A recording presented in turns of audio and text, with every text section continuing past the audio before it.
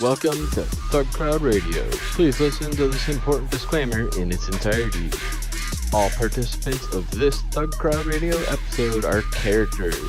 None of the stories told during these episodes are based on facts, truth, or reality. All works of fiction displayed during this episode that resemble real-life situations are coincidental and are not meant to serve as guides or tutorials to commit any crimes in any country. Please consult an attorney for local laws and regulations. And as always, trust your inner criminal.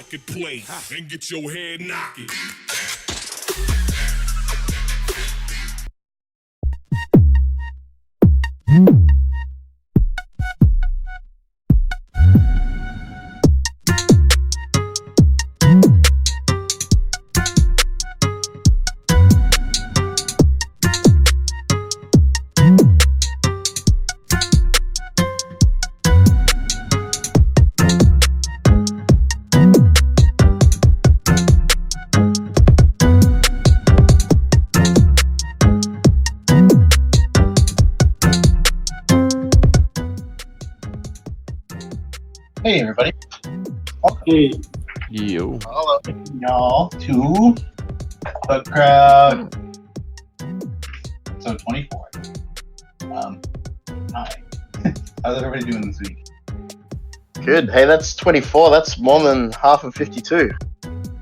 Very true. Whoa. Wow, you're blowing my mind, man. Dude, that's we've been doing this for a little while now, huh? Right? Yeah. It's pretty Been a great. That also doesn't count the older episodes too that we had that were amazing. I'll put those up in a special maybe Patreon exclusive in like a year or two. Because those are Patreon.com those are like pretty psychopath. It was amazing.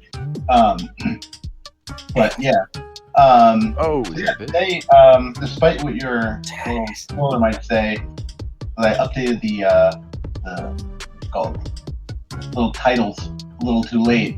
We're going to be talking to waveguyd from Hacker Warehouse later on.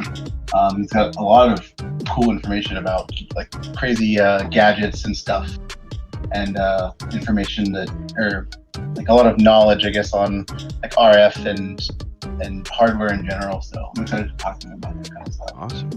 But yeah, anybody have anything cool they did this week they want to share? I had a good nap. I was just bragging about it earlier. This nap. Oh yeah. It was amazing. But I'm sure somebody else did something more awesome. I deposed the Prime Minister, and Donald Trump is following me. That's pretty cool. What? All right. Congrats. I think. I don't know. Maybe that's, yeah, I don't know. Dicks. Floppy dicks. So, is that Vista? We had something very interesting happen with after we spoke to the D13 people a couple of weeks ago. What happened? Now the Trump administration is super interested in their technology and has basically bought it all and has hired, the director of the company as an intelligent person. So shout out to Donnie Trump, big fan of the show. What the fuck? Shout out to Space Force. Yeah. Wow. Welcome to the future, guys. Yeah, the future's awesome. It's Future's really great. fucking great. Shout out to our boy Elon, is number one Patreon supporter of the show. Hey, what is what's get the some actual Elon stuff coming Patreon address? Is patreon.com/Thugcrowd, or is it something else? Thugcrowd, yep. We got that one.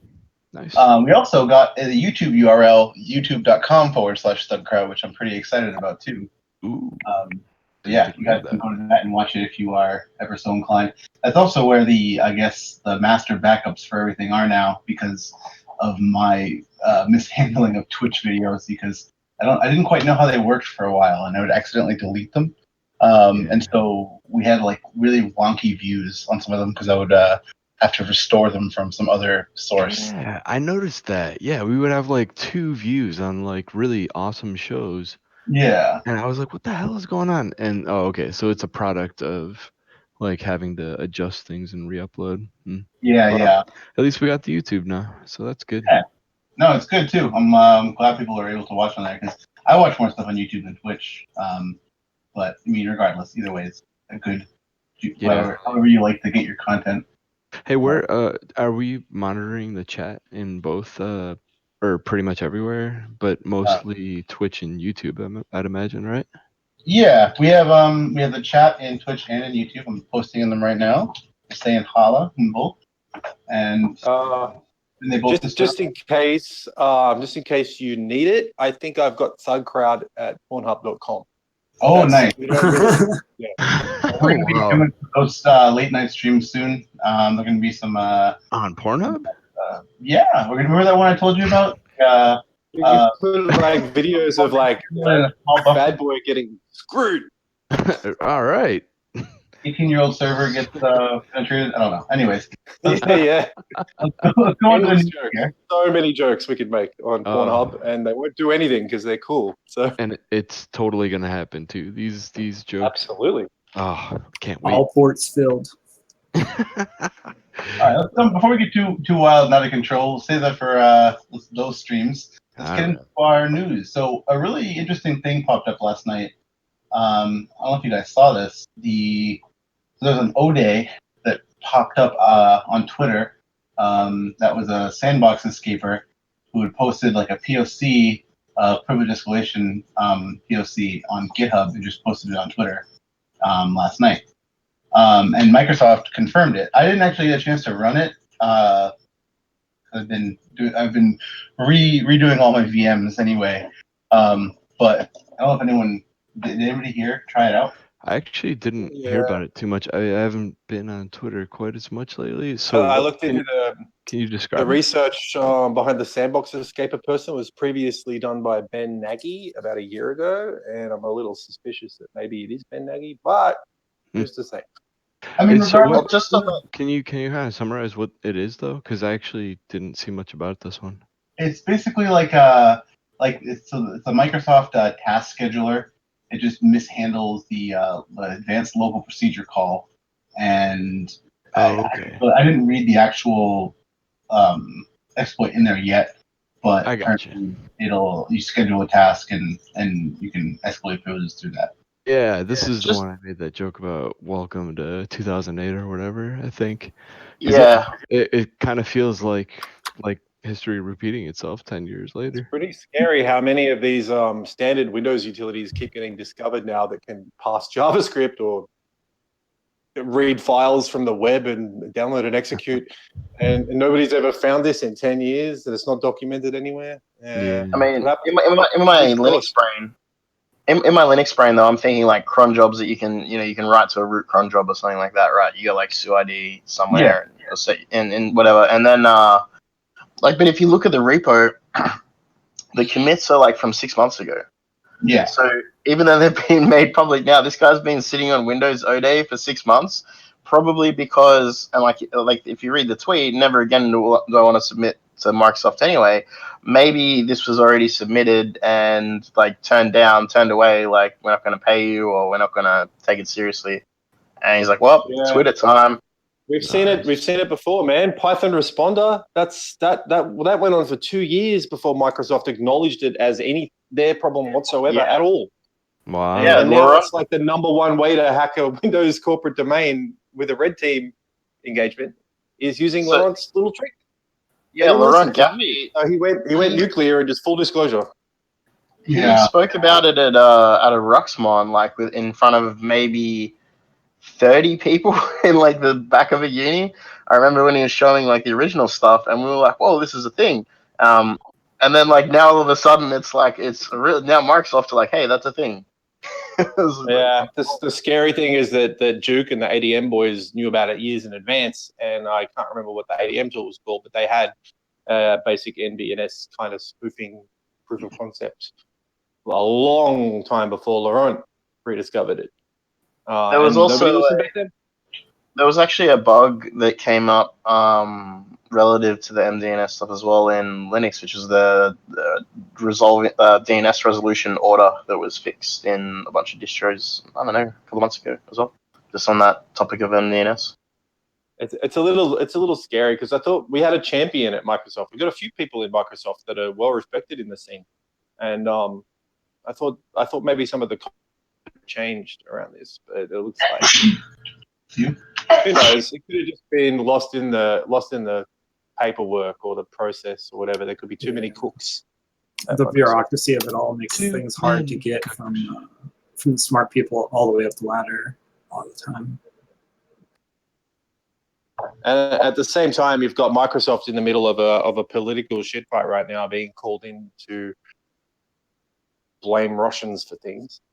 So, Well, blame or actually acknowledge. I mean, let's be realistic. There probably actually was some stuff there, but yeah, there's Microsoft's got a lot of stuff going on. I can't, it's easy to take shots at them, but they've been stepping up their security game a lot recently. But is Alex Ionescu still at Microsoft? who? Alex Ionescu, he wrote like the Windows internals. I don't know. I think Mark Rusovich is still there, but other than that, I'm actually not sure. Katie Mazuris? Oh no, I think she moved on from there a long time ago, right? I don't know though. No, I'm not sure. I think anyway. But so this bug, this sandbox escape, it's out. Microsoft has stuffed up. They've mishandled it obviously, and this guy, or I don't even know if it's a guy. It looks like an alt account to me. It's a girl. I believe so. I mean, I don't know. There you go. What are this he she? I don't know. I'm just Please come on. Please come on. We don't talk like that here. no. And it's What did you probably a mean by fake that? profile, dude. Oh my It's god, a let's fake- just focus on that Yo. one word. I just It's almost certainly a fake profile, right? Don't be deceived. right. So let's yeah. just not speculate too much on the author of the account, but they've obviously okay, now I'm going to speculate on the author, but they've obviously tried pretty hard, to go ahead and do something, and they've gotten fed up with the process, is what the tweets look like. And so I'd probably say that like this is one of the stresses that we've talked about previously in InfoSec of trying to get your message across, and how that can be very have that negative effect on people, and that's what this looks like, right? Yeah. Seems like definitely like this person has had other things going on, and then this would compound on it, because if you're trying to report something, I mean we've seen this with people that we know, people who are talking right now, of just the sitting on something that would be dangerous, and you want to tell somebody, but you don't want to be if you feel like a cop in like a movie with all the red string going to all the different newspaper articles, like you feel Yeah. pain. Yeah. Then you have something that's legitimate, but it's hard to get somebody to listen to you. And even if someone does listen to you and believe you, it's hard to trust that person to not either take your research or try to hurt you, by hurting your reputation or calling the cops on you or something, Right. Absolutely. You could go mad. You could go absolutely mad when nobody listens to you and you're very, very far ahead of the curve. Trust me. I've seen it many times. Yeah. That You and get also called crazy for years and years and years, and then suddenly it comes out that you were right the whole time, and it's it'll nice. drive you mad. It's nice when you get vindicated, even if you have to wait a year or two.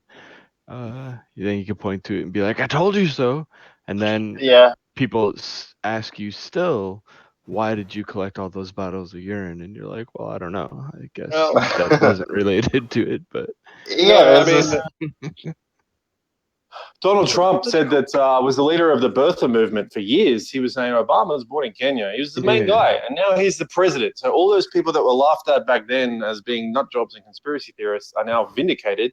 I don't know. I don't know what's reality anymore because Donald Trump's president. So who knows? yeah." But does that make everything he said correct? Maybe.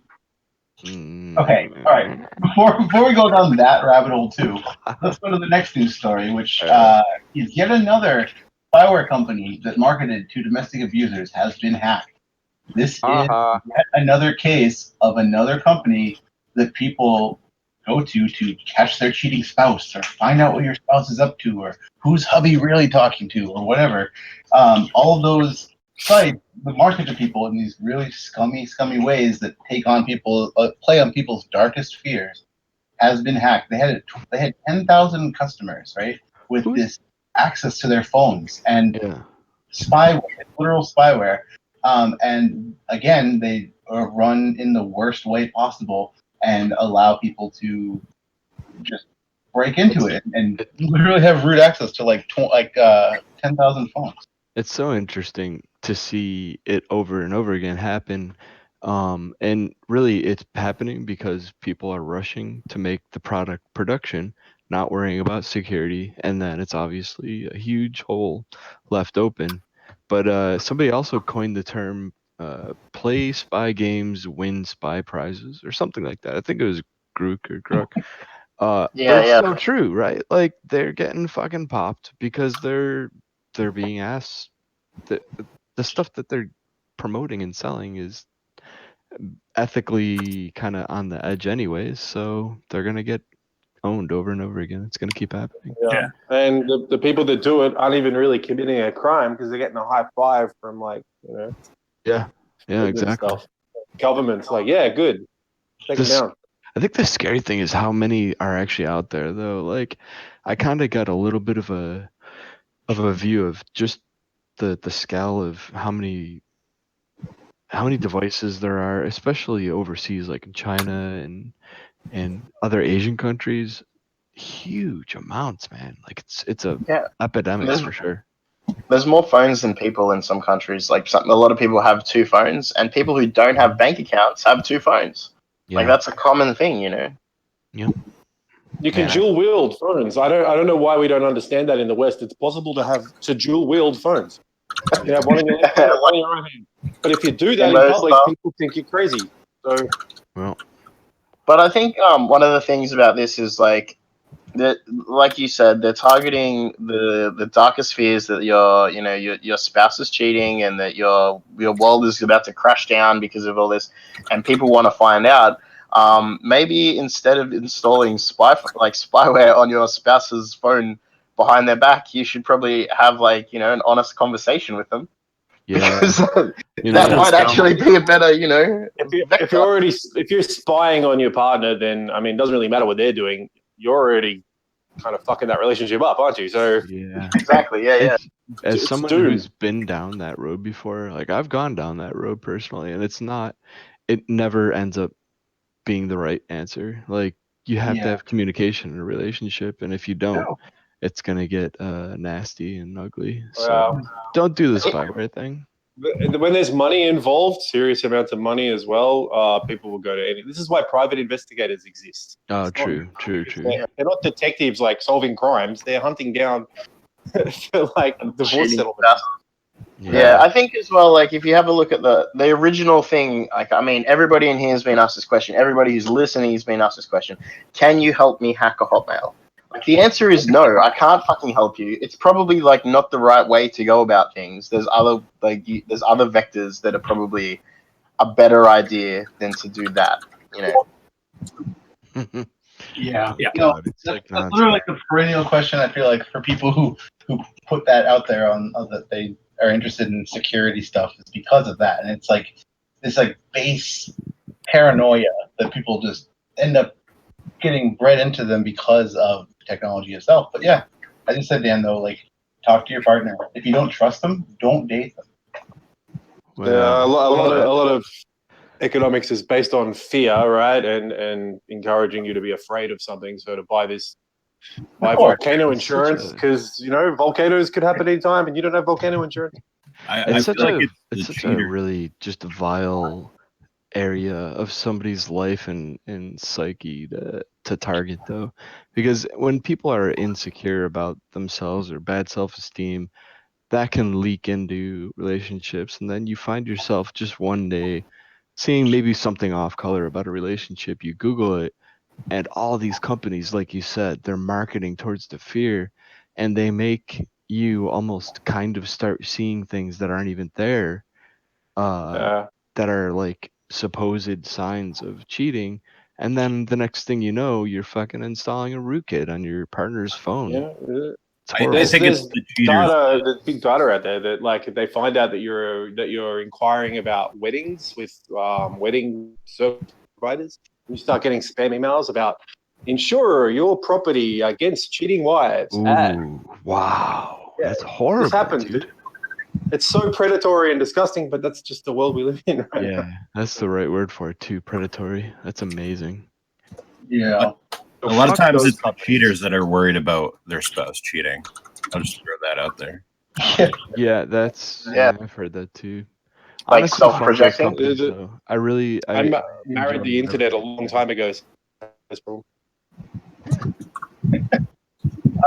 So the Keep next it story down, I have guys. on here, I wanted to go over real quick. We don't have to go too deep into it, but did you guys see the big thread about the former Tesla employee who was talking about the internals of Tesla? Did Well, not. yes. Oh Yeah, It's really funny I how mean, relatable this I shit think is. it's Yeah. Is there, Elon just like, must be rolling his eyes, going, "All of you normal humans are so boring." The goddamn like non-reptilians, but Yeah, human, filthy human. it is funny because Tesla definitely has like been elevated to this like status of like god tier like tech company, but they all have the same dirty laundry as everybody else does. I really like the few things in here where they talk about their pipelines and stuff that could be compromised. They talk about machines, over-the-air updates. You know, there was nearly a Jenkins pipeline that caused like an infinite reboot loop or some shit like that. You know, these like Yeah. real things Oh that my you God. experience. Like this is like startup problems. Like these are problems you experience in a startup, being a member of multiple startups over the years, Yeah. and like But some of the instead, things in you end up here, with a reboot loop on your fucking car on the highway. right? And then there was another one in there where the guy mentions they patched OpenSSL to ignore expired certificates Wow. because they didn't have a process in place to roll the certs. Like That's amazing. they just rolled out all the certs and then they What had are to they- patch OpenSSL. In a car? Why are they using SSL in a car? I mean, the Tesla, as far the different models have multiple different machines that have an internal like Ethernet network that they communicate across. Yeah. So, So, why are they encrypting it? Why are they using SSL to encrypt that internal network inside it? Are they worried that people are going to hack into the network from inside the car? well, you've also got over-the-air firmware updates that need to get pushed across, things that need validation. Like I can see why, like you would have like maybe an I think they would have X509 just, It's they definitely. just tacked on SSL because some government standard said you need to have this, and so they went, all right, just do whatever the best of breed industry standard is. Yeah. Government standards as well. Like in the thread, it did mention that the telemetry of the cars was also being recorded under like some government thing. And I think we already knew that. I don't think that was a secret or dirty laundry or anything. Yeah, I don't think it ever surprises us these days on telemetry getting collected. I think it's one of those areas again that I think we'd all agree this is kind of a shitty thing that's happening and it keeps happening. But you know, that one time where you get into a car accident and something extra bad or tragic happens, and then you're on a murder charge because you're going a couple miles over the speed limit, and there's telemetry to prove it from a stupid fucking sensor from Tesla. Yeah. You know? Well, so I worked on a mining truck platform thingy a bunch of years ago where we actual mining. yeah, like not Bitcoin mining, like mining trucks. Like, but they were basically just like water trucks and dump trucks and whatever. I don't know, different type of trucks. And they have this thing in there. This Taiwanese company made this thing that has like 80 sensors on it, and they have a 2G cell site because they're talking about using like 2G backhaul in a lot of this Tesla stuff as well.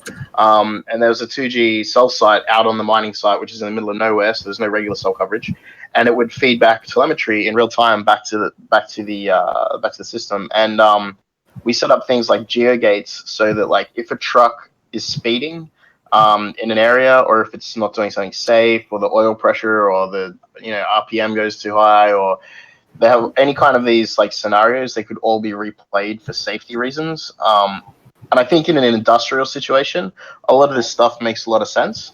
But I think when you're out on the road, like being on the obviously the public traffic system is a whole lot more complicated, and there's a lot more scenarios that can happen out there. Yeah. So I think it's Once you start applying those little small scale things to the large scale, that's when it doesn't quite work as well. it's really a fascinating topic too, because it's one that we could probably dedicate a whole show to, but it's something that is inevitable, right? Like self-driving cars and autonomy is inevitable in driving, but we're gonna reach this point in time where it's just gonna be such a rough transition over, like, and I think it's gonna happen during our lifetimes too. Like, I think we're gonna see this really just hard fucking transition. Yeah, it'd be transition between cabs and Uber.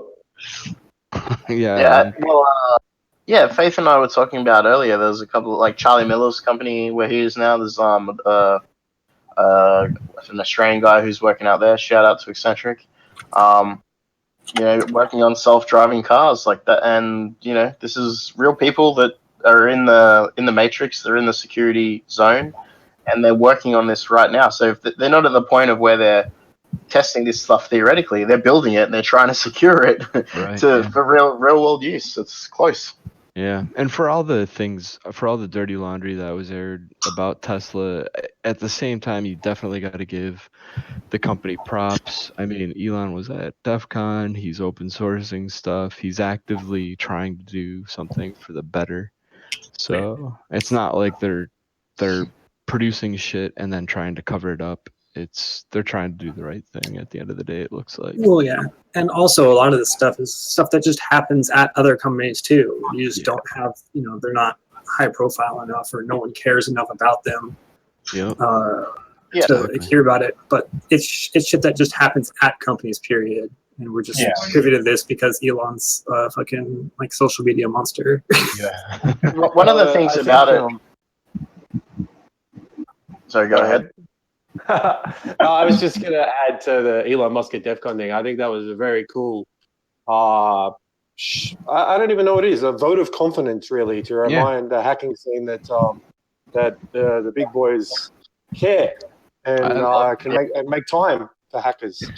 And I think if people forget where Elon come from. He was part of our scene at one point. Yeah. And he probably still is. If you think about it, he probably still is on IRC and crap like that. I'm sure. He's probably, I don't know. He's probably in our chat. He's probably, hi, Elon. Oh, that's who that EM guy is. Yeah. I All thought right. it was Lithium at DEF CON, though. But anyways. No, But just one of the things I wanted to point out is that during the series of these forum posts, he does the guy makes out that there's a lot of different moving parts. So he says there's a lot of Rails environments, there's Python like Django environments, there's OpenStack environments, there's VMware environments, and they're all very spread out.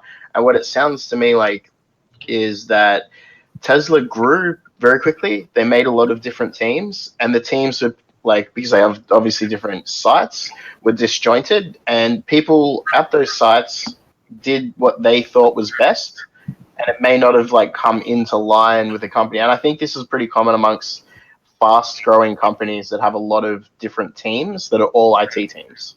So the stacks don't align, and then we end up with this guy's complaining about it, but I mean that's actually a really hard problem to tackle. So Yeah, I agree, man. So the next news story that we have in the queue here, I was interested in it because this was the active attacks have been detected using the new Apache Struts vuln.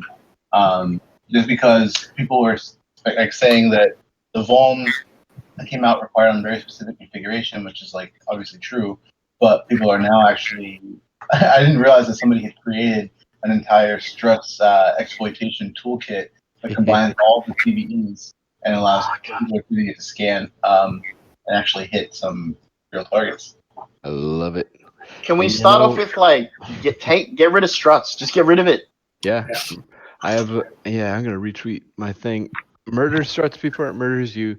So here's my deal. I'm gonna predict right now. Experian, Equifax, T-Mobile, all the people that have been hacked in the past year or two that we've heard about, all the major breaches, just got fucking hacked again because they're still on Struts. I guarantee it. Yep. Yeah, and Just we've got to Google look dog at. for file type dot action and then I don't know file type dot action space bank. That's it. Like the All thing you is, gotta though, do. like if you look at the MITRE vulnerable, like you look at MITRE's history, right, and you look at the assigned CVEs against struts, and there's like 4 or 5, 10 out of 10 CVSS scored CVEs within a time frame of a little over 12 months. Yeah. There's when you have 1 10 out of 10, that's fucking bad. That is bad. These are That's backdoors. These are backdoors. Not right. anyway. At this point, I do wonder, how, like, do they just not have people dedicated to it at this point? And it's an Apache module, right? Or how would you even describe it? And This what is I'm trying to they get ask at is, all this sort of stuff. is Like Apache Red Hat on security the team hook looks for at this? this. No, Well, they it's get also Red about Hat to do it. Oh, yeah, well, yeah, then yeah. what the fuck? So like here's the thing, like all right, disclosure, I've been in Red Hat security, and like the guys there are very good, but there is only so much that people can do, and there's only so many people assigned to each product, and it takes being notified of a vulnerability because there's so much reactive work, and those guys do a lot of proactive stuff as well. But I mean, with something like Struts, it's a case where it's a product that must be supported because all these big people are using it. So to their credit, I mean, I think those guys do a great job of what they do. Wait, who? No From bias. Struts? Or No, Apache? from Red Hat supporting Oh. Struts and part of JBoss and all that stuff. Okay. But it's a I- shit fight, but- man. But it doesn't solely rely. You can't solely rely and say that Red Hat have to do this. It's got to take reports. It's got to take research. It's got to take people sending those emails to SecAlert at Red Hat, going, "Hey, this part of Struts is screwed up. Fix it, please." And then there'll be an embargo period. It'll get fixed, and stuff will happen. And it's the cat and mouse game that black hats and white hats played forever. You know. So I can remember Dave finding a couple of Struts RCEs years ago, and he'd only been given a certain amount of time, and he raised the bugs and said, I need to look at this for months to find all the bugs. I found this in a few minutes. Yeah. But then he just got moved on to another project. And that's it. It's like, all right, fine, I'm on testing some other stupid It's project simply now. awful, though. It is. At the bottom line, is Struts is freaking awful. It's just terrible. Absolutely. Right. Patch is garbage. becoming a bit of you know how Oracle went on a buying spree and they just buy things and just rebrand them Oracle and they don't do anything. They don't change any code. But they say this is up to Oracle security standards because it's got Oracle in the name. Yeah. But yeah, it's just right. a couple of dudes in Bangladesh have wrote this code and they bought it. And it seems Apache's doing a bit of that. So they're getting these projects, renaming them Apache project, and that's it. It's giving it a false air of security. They really Oh. put a three-legged horse on this one because this freaking product is terrible. Struts is and will continue to be the source of major breaches worldwide Like until it's the new gone. Tomcat. Or it's Tomcat. It's the same thing, really. Honestly, I think it's a case of Java web applications need to go, like every Java web application, regardless of the framework that I've encountered, has some messed up fundamental issue with it that I've seen. And I don't want to be a hater, but I am not a fan of Java, and I don't think anyone You here have is to be at an all, incredibly good developer to do Java properly, which is the irony because that's not how they teach it at all. No, it's So, not. right. Yeah. It's totally counterintuitive. Yeah, amazing. Because don't worry about like memory allocation, but all that sort of stuff in C that's a serious problem. It's all solved. So then they fail over on like fundamental things like writing a file to the operating system, file system somewhere. Amazing. Dumb bugs, because they're so lost in the Java world that they don't know anything about the underlying OS because they don't have to, right? It's portable. It's an VM. So did they confirm that Struts was involved in one of these Celco Yeah, breaches? that's a good transition into this. I didn't think so with the ones that we have here. Specifically, so the next story we have is security researchers found vulns in AT&T, T-Mobile, and Sprint, but these were more like logical errors.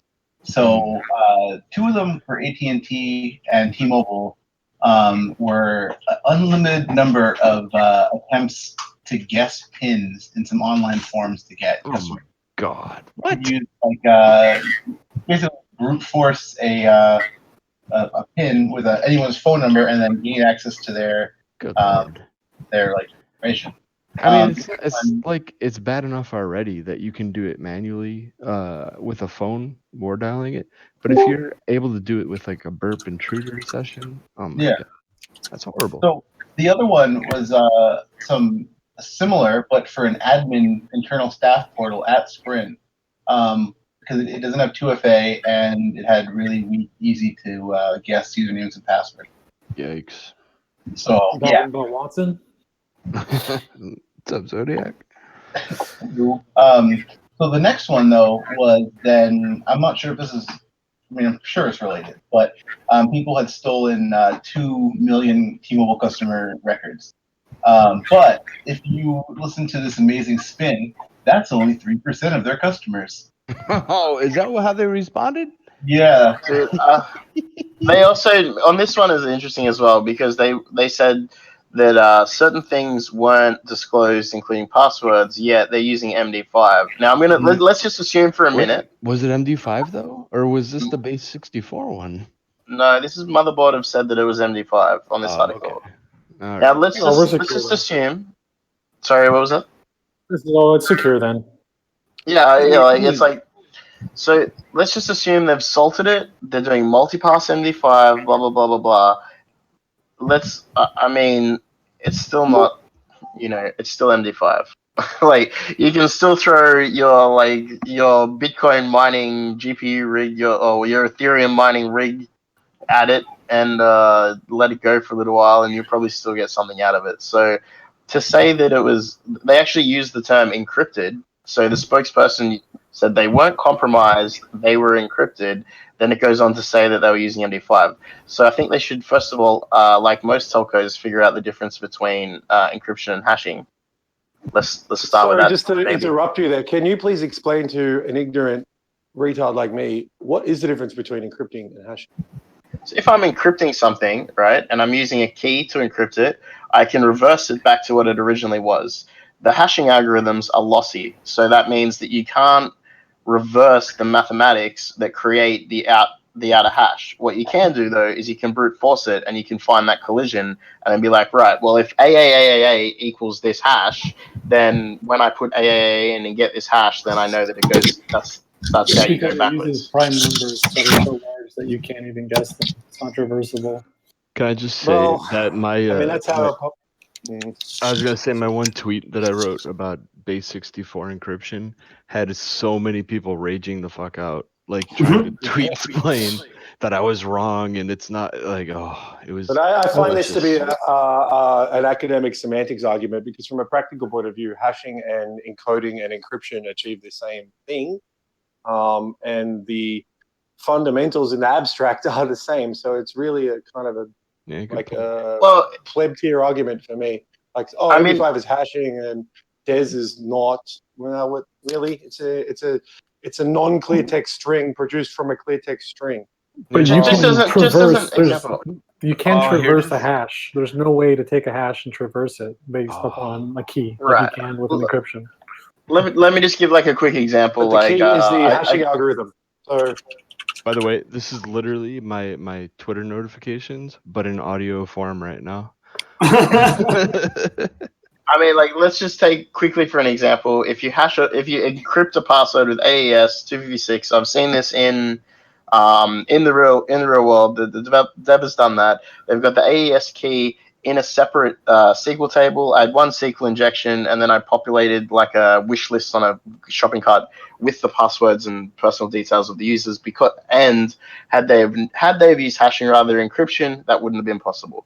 So, I mean, this is kind of like where you make these decisions, and that's why they become part of policy to be, to be implemented in tech. Like, that's why you have a QSA that comes in as part of PCI compliance and says, hey, are your passwords hashed or encrypted? They're supposed to be hashed full. Like, but to your point, are they the same? Is polymorphic the same as metamorphic? They achieve similar things. So, Yeah. metamorphic. But yeah, I can appreciate that Not Dan, I really like those trolls where you just use a word like base64 encryption and everyone loses their minds. Oh god, that was Yeah, an yeah, yeah. especially good one. I got a lot of laughs from that one, so I am happy to hear that you did too. Yeah, that's the goal, right? Get the laughs. Wall for the walls. Oh, hey. So the next one that we have on here is this mobile. This good title, nice clickbaity title. Mobile's latest malware threat: the all-in-one Android Trojan. This one basically just combines a bunch of stuff. It's like a banking Trojan, a keylogger, and ransomware, all into one. And so basically, the way that this thing describes it is kind of funny too, where it says like it's really hard to detect because everything's obfuscated. It's like it's malware. It's like it's not going to be like RC and C over here in clear text. Like, but the thing that's interesting though is that it's basically a fake alert message that says the system is not working correctly and encourages users to disable Google Play Protect, and then it also tries to it basically just uses a bunch of fake system alerts to prevent you from understanding what it's doing and also to prevent you from installing it too. This is kind of like an InfoSec Old El Paso ad. Like, why not both? Is that where that came from? Oh, I've been wondering. You know, it's been years now since that meme's been around. I'm like, where the hell was that actually from? Old up. It was about it was about the soft shell and hard shell tacos. Like, why not both? What's Anyways, that interesting was a horrible tangent. I'm sorry about that. What's interesting about this though is that like what it does is it's trying to it makes your phone open up the accessibility settings and it asks users to turn it on, which allows it to leverage any device permission without the need for user input, which I didn't even know about as an attack vector. Well, that's super interesting, and it's Hey, like it's one that you don't think about as security either, because like if you're asking them to turn on microphone access, people are going to be like, "Oh, my microphone's on. I don't want to do that." But if you're asking to turn on accessibility, first of all, it's a vague term, and then if it actually gives you all that other stuff by proxy, that's brilliant. I love it.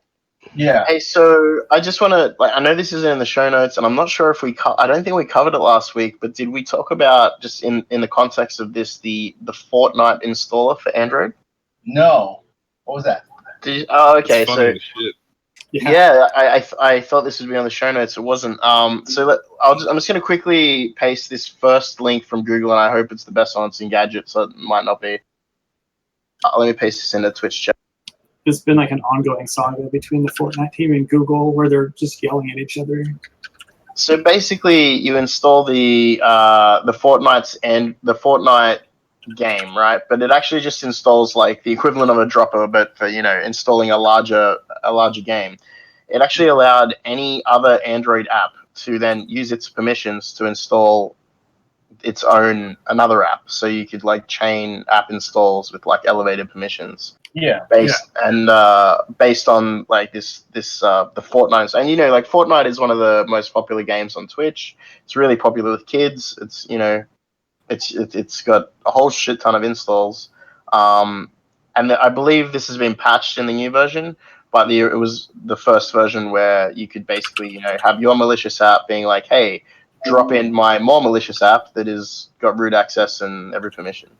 Yeah, and the thing about this is that developers like the Fortnite devs and whatnot are doing this in like the Apple Store and with like the Google Store to like increase profits. They don't have to like do the profit sharing with Google, and like that's where it becomes like even more ridiculous. I thought the big talking point was like them going back and forth. So they're like bashing, like Google bash them for publicity, right? Of course, because it's an Android exploit that like no other. But what drove me insane is like, why don't you have the internal tools, or why don't you do the internal testing beforehand on this stuff, or like red team the shit out of your app before you release it on the store in the first place? That's what drove me insane.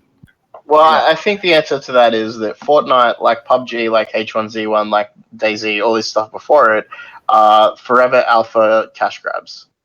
Like that's the type of games we're talking about here. Like they come out, they get a huge market base, people get bored of them after a while, and a new one pops up. So I would say that's why their security is, Yeah, it not wasn't a even a priority. thought apparently for the CEO, which is crazy. Yeah, exactly. Like, let's just pump out a game, make some mad cash, and get out. It's like it's the exit scam of like Minecraft. Yeah, dude, they're selling dopamine pixels. Wow. Oh yeah. Actually, yeah. I just changed our game that we're supposedly playing on Twitch to Fortnite. So if you came here for that, sorry, Nice. but stick around. Want me to play it? Yeah, we'll do a real tiny picture-in-picture. But yeah, that was interesting. Oh, actually, so D&Z, the next story, I wanted to hear your take on it because you had shared a bunch of links about the SSH bug that had come up or that had been highlighted recently. Cool. So this is this particular bug. There's a couple of different CVs assigned to it, which was particularly 2018 15473, and basically it's what people are calling user enumeration within OpenSSH. Which, when it comes to SSH, it's a big deal because it's the one thing in most environments that is common. However, looking closer at it, it's not specifically an enumeration. Like, if we talk about enumerations, we're like, let's find a unique sorted list of user accounts on the machine that we're attacking. This particular this isn't the case with the Open SSH thing. It is, if you have a list of users, then you'll be able to determine if a user does or does not exist on the box. But it's a little bit it's pretty noisy. So if you have something like failed to ban running against your your SSH stuff, you'll automatically firewall off after a couple of attempts and sort of thwart this attack. The response from Damien Miller, who is actually speaking at RMIT in Melbourne on Friday, at ruxmon.com if you want details on that. He basically said in the mailing list that they haven't treated it with an embargo and a security the same way they treat other SSH security bugs, because they don't feel that this class of bug is as important. But if you knew, say for example, I knew your username that you use or a couple of different usernames, and I know that you have access to a box, I could narrow down which username you're using and then potentially use that in conjunction. Like, it's unlikely that you would use like a brute force on SSH to get your password, but you might, now that you know that user exists, you can assume maybe that user has sudo and use a different vector to possibly, make use of that data. It then went on further as well. There's been examples now put out in Dropbear. Dropbear is a little bit more interesting because it's more focused towards the embedded land, so like IoT, IPMIs, BMCs, IKVM, that kind of thing. But as Wizzy pointed out on Discord, usually those type of machines really only have root and admin anyway, right? So does it tell whether or not the account has SSH access or whether or not the account exists on the system? That I actually don't know. I haven't launched this attack itself, but I mean, it could be useful in brute force attacks like scans on DigitalOcean and such, just for yeah. I mean, yeah, especially if you want to know if a user, say you've got, for example, let's just use AWS for an example. You spin up a CentOS box and the default user is EC2-user. And all you want to know is EC2 user a valid host on that box? Then you can tell that. But you wouldn't be able to, you'd have to have EC2 user in your word list in order to achieve this pseudo enumeration. Is this just like a timing attack, or they just measure how long it takes to respond? Just trying to look through. I'm not exactly sure how they're doing it exactly. I didn't read the diff, but there is a patch out that prevents this already. So, but I can only imagine it being a pre-authentication attack. It has to be something either. It's like 80 lines of code. Yeah, it looks like it just sends a username and then. Your mic is mad hot. Just to let you know. It's Yeah, it just blasted. checks a username and provides valid or not. Right. So yeah, so I guess it takes it to the next step of authentication if the username exists, and yeah. Yeah, no, it's interesting. I mean, some people have said that it's like not really that big of a deal because if you're using a key anyway, you're like fine. But I mean, not everybody does. And there's also, as you're saying, like AWS or other things that, there are hard-coded users that have root privileges in various services, and it's all over the place. So you can, Yeah. Yeah.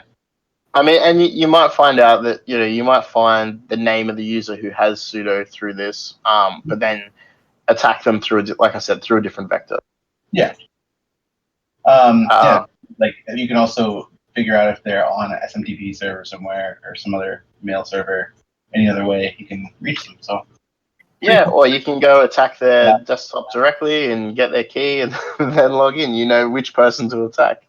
Hell yeah.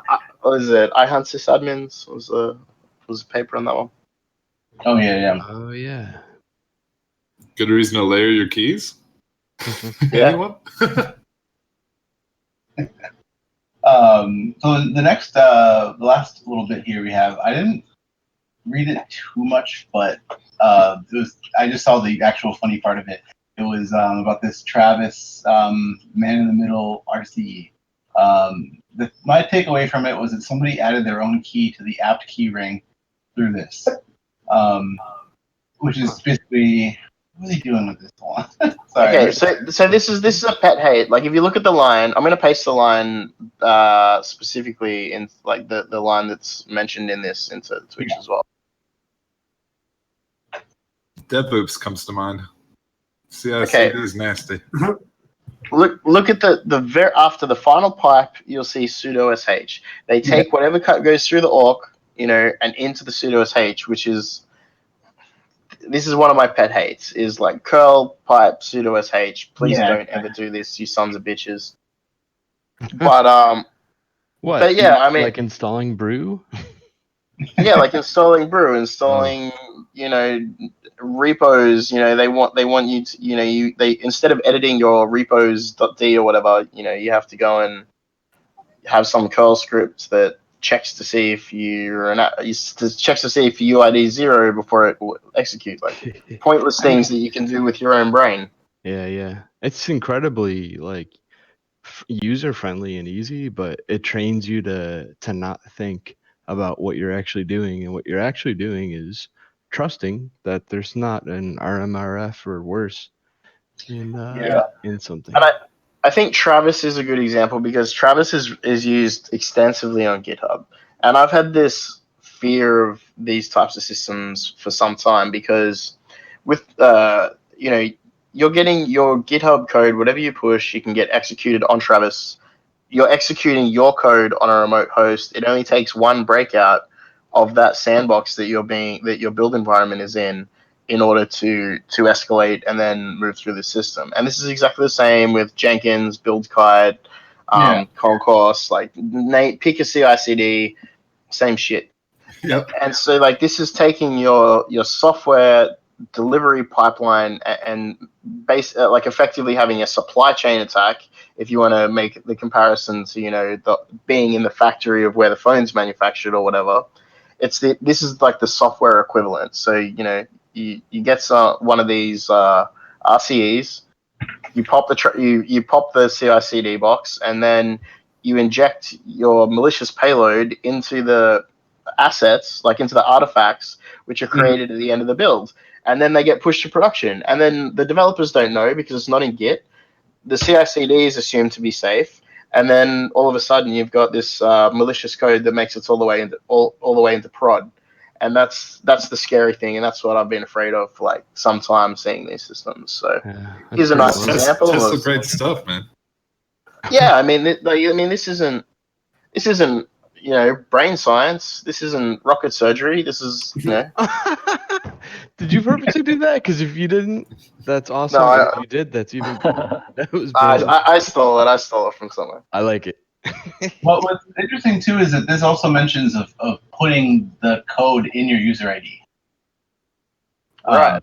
That's like, I don't know. That's what's interesting is that like just you're unless you're checking who's in the keyring or whatever you're looking from or whatever it's pulling data from, that awk isn't even going to make any sense. Yeah. Right, and I think Orc is another thing, specifically like BSD Orc and like GNU Orc and whatever. Like there's subtle differences, and people who are good at Orc are like masterful. But the problem is that only a few people are, when it comes to the grand scheme of things.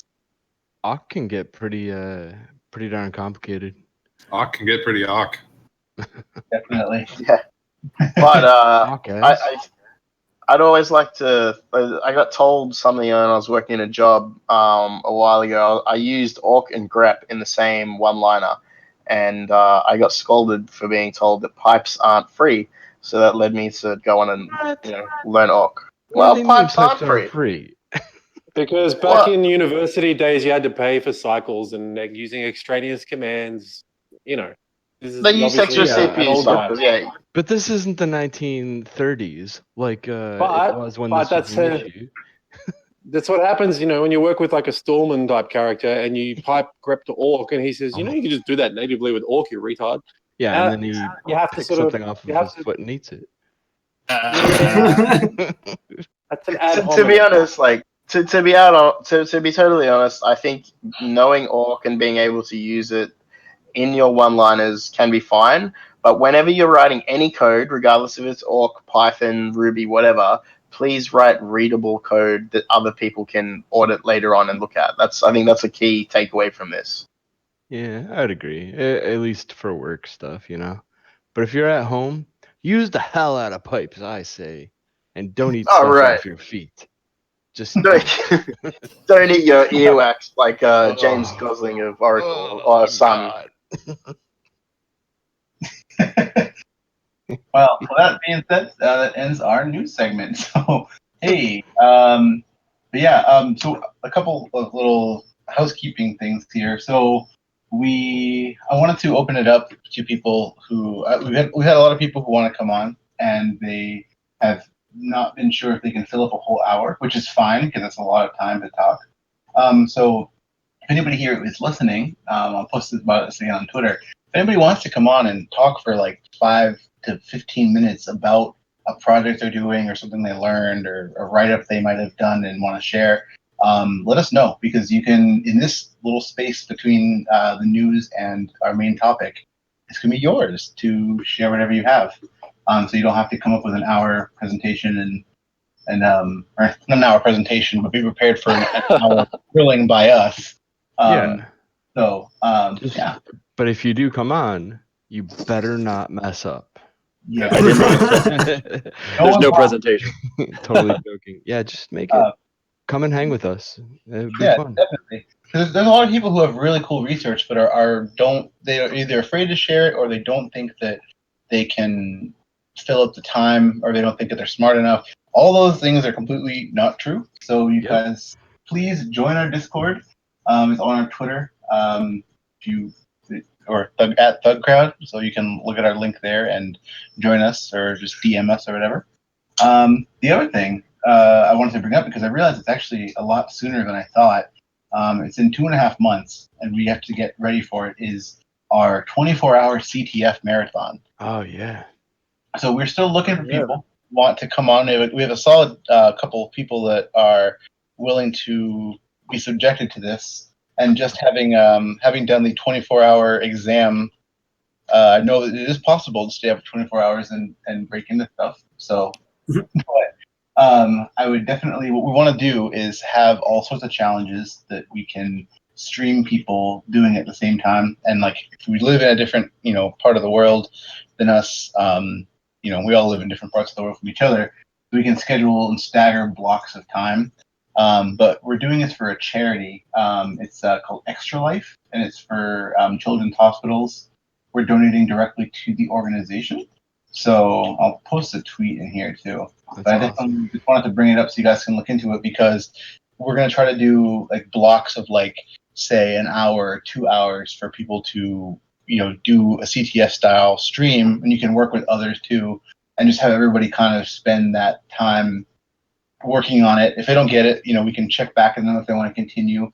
But just literally just 24 hours of hacking. And so normally people do this Extra Life thing and they stream games for charity, but we are streaming just hacking for charity. So yeah, I mean, and so for the CTF style stuff, we can get practice by doing stuff like Hack the Box, right? exactly. Hack the Box. Also, if you guys are interested in Flare-On, that's FireEye's really intense reverse engineering CTF.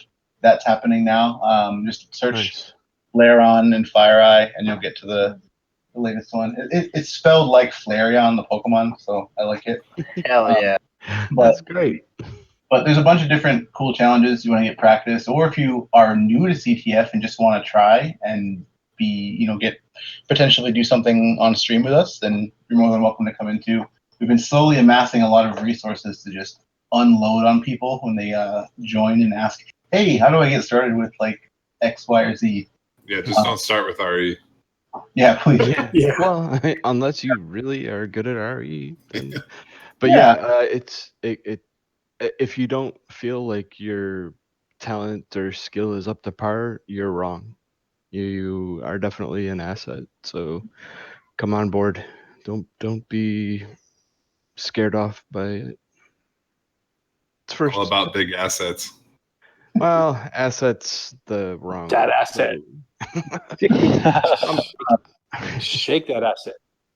So Yeah, I think. Well, okay. I think if we can if I had one thing I could teach hackers in my entire life and be proud of, it always turns out to be way easier than you thought it was. Depressingly Yeah. easy. Yeah, it's very true. Like Apple, like MacBook Pros, you just smash a bunch of keys and it drops you to a root shell. You just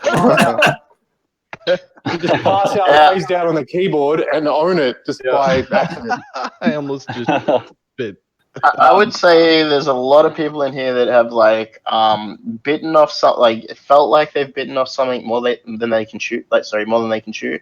They've taken this huge bite of a technical thing that they don't understand, and they're bashing their head against the keyboard, thinking, "Why did I do this?" And then it just clicks, and then it's like, "Oh wait, this is actually super simple. I'm an idiot. Oh lol, look, I got root." And and the cool thing about this one, the 24-hour gauntlet, is that we're all going to be together kind of doing it. So you can ping somebody and be like, hey, I'm kind of stuck on this thing. I'm halfway through it. And the collaboration on CTF style stuff is awesome. I got to say, it's really, really fun to have other people to bounce stuff off. So come have fun with us for sure. Yeah, or just chill and learn. We'll literally just be doing it like this, the way we're doing it now, but we'll have our chats in the corner, and we'll have a screen instead of the Thugcrowd logo, and we can just cheer everybody on as they go through. While we're on the topic of unrealistic hacking scenarios being too hard, can we shit on OSCP for a second? Because I don't know. I've been watching this kid, and he's world class, and he did absolutely everything correctly, and they still didn't pass him on his OSCP. And now I'm thinking, hang on a second. There's a few people that have actually failed recently that I know got like a lot of points, and they would have passed had they I don't want to name any names because I don't want anyone to get outed if they didn't want to be shared. But yeah, definitely. It's been interesting seeing some people getting over the amount of points and failing on some unknown. I'm getting suspicious that offensive security is trying to change these rules, saying we want to watch you in a webcam remote. We want to see everything you're doing. We don't want to make sure people aren't cheating, but they don't want to spend any money like a real certificate and have trainers on site, in facilities and rent rooms. And I'm just my snake senses are tingling that somebody's out for money, and there's a different agenda here. Think about it. I saw somebody fail off a typo on a report, and if it's a typo on a report, you would think that they would say, "Oh, it's a typo. You don't have to pay us again. We'll go ahead and pass it." They failed only because of a typo? Yeah, because of a typo on a port. Oh, that's then. Yeah, I mean, I think if you look at a lot of the other certs like Cisco, Red Hat, fucking Juniper, whatever, you have to go to a certified lab room and do the lab part there, right? Yeah, I've that's flown pretty over to the common. US multiple times to get certified in things that are nowhere near as widely recognized as OSCP. So if they want to grow up and be a big boy certificate, then I think they're going to have to start spending some money and doing it professionally. I would Because agree. otherwise, I'm going to start exposing Mossad Linux for what it is and rip offensive security. Well, there's another rabbit hole that we should not go down. And with that, Yeah. So, the last little thing I have here. Thanks for that, Faith, by the way. The last little thing that I have is if anybody is interested in doing an interesting reverse engineering project with Game Boy and Pokemon and some really weird stuff, we got a new project going on in our Discord. So please join, and we'll brief you when you get in. That's all I can say. I have a really hilarious, completely off-topic thing. If somebody wants something out of left field, Hey, this. Yeah. Hi. Mike works this time. Hey, Yeah, let's do it. That's amazing. Well done. Isn't that Gus. great? Technology. So, here's a fun question I'd like to posit to the audience. Is Sure. there a legitimate, likely in Latin, term in psychology or sociology that defines the practice of purposefully disseminating information to people that is accurate and true, but just missing a couple of pieces for the purposes of inciting effectively a riot? Quite a lot of that. Are you Poisoning the well? referencing my Twitter account? What the fuck, dude? I'm referencing just Twitter in general, but like the what I have noticed in the very recent like months on the Twitters is that there is this abject unwillingness to exercise even the faintest muscle of critical thinking. Like at no point do people understand that it is plausible that they're not getting the full picture. Like if you want to incite a riot, you just make some sort of myopic political statement or some sort of statement involving whatever's in the news. Doesn't even matter what the topic is. And people go completely batshit, foaming at the mouth crazy. Yeah. Is this some SJW the talk? Onion does. What? Like, you could call it fake news, but the Onion mastered this a long time ago. We all laughed like, "Oh my god, I can't believe people think this is a real headline. It's a comedy newspaper." Well, no, I don't And mean like satire or like people stretching the truth. I mean saying like I don't know, I'll just invent something on the spot. So let's just say so Tesla's been getting a lot of bad news recently, especially holy shit, if you guys saw that thread that came out a few days ago about the ex-Tesla employee that was like, oh my god, that's a whole other like 3-hour rant session. But imagine somebody saying something to the effect of, oh yeah, like this thread came out and some people figured out a way to gain remote code execution on a Tesla and targeted a specific person and was able to get somebody's car to veer off to one side while on the freeway, and it caused this huge pileup. Oh my god, Teslas are insecure. Teslas blah blah blah blah blah blah blah. And then like a week later, it is revealed, oh, the person that did that was actually like an employee who had access already, and there wasn't an actual security problem because the person that did the thing had access to it the entire time. So like one little fact completely changes the light and the spirit of the whole story. You know, it's interesting. In the finance world, there's a term called up ramping and down ramping. Which is where you go into a business forum, comment section of a newspaper, AFR, Financial Times, something like that, and you shill against or for a company. And they hire teams of trolls to do this because big boys have shorted that company's stock or gone long in that company's stock. But and this is how the world works. The idea of that even extends into things like zines, right? Like there's things that can be presented in a way that's factually accurate, but the fact that maybe somebody already had access to it because of friendships, things like that stuff's left out in order to create a narrative. I think it's really just kind of narrative creation, right? Like that whole concept. I mean, it's I guess the point that I'm trying to get to is like it would appear that today in 2018 on the general internets, when we are jogging around on our internet mobiles,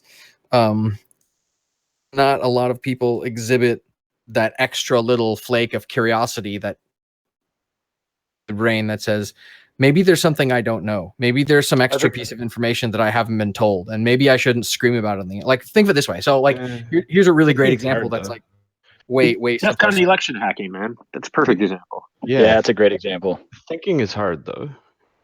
Like here's a really simple, completely like benign example, right? So a few months ago, I was at LAX and I was picking up several friends, and I'm sure everybody has seen those. This is not a sticker, or I'm sorry, this is not a sticker. This is not a. They have those too. This is not a camera sticker. Ours from here in San Diego had stickers made that said "This is a camera."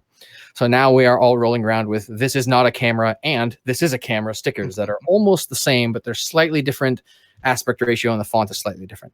So we're stood in the baggage claim at LAX waiting for a bunch of people to get off various planes to like shuttle them around town.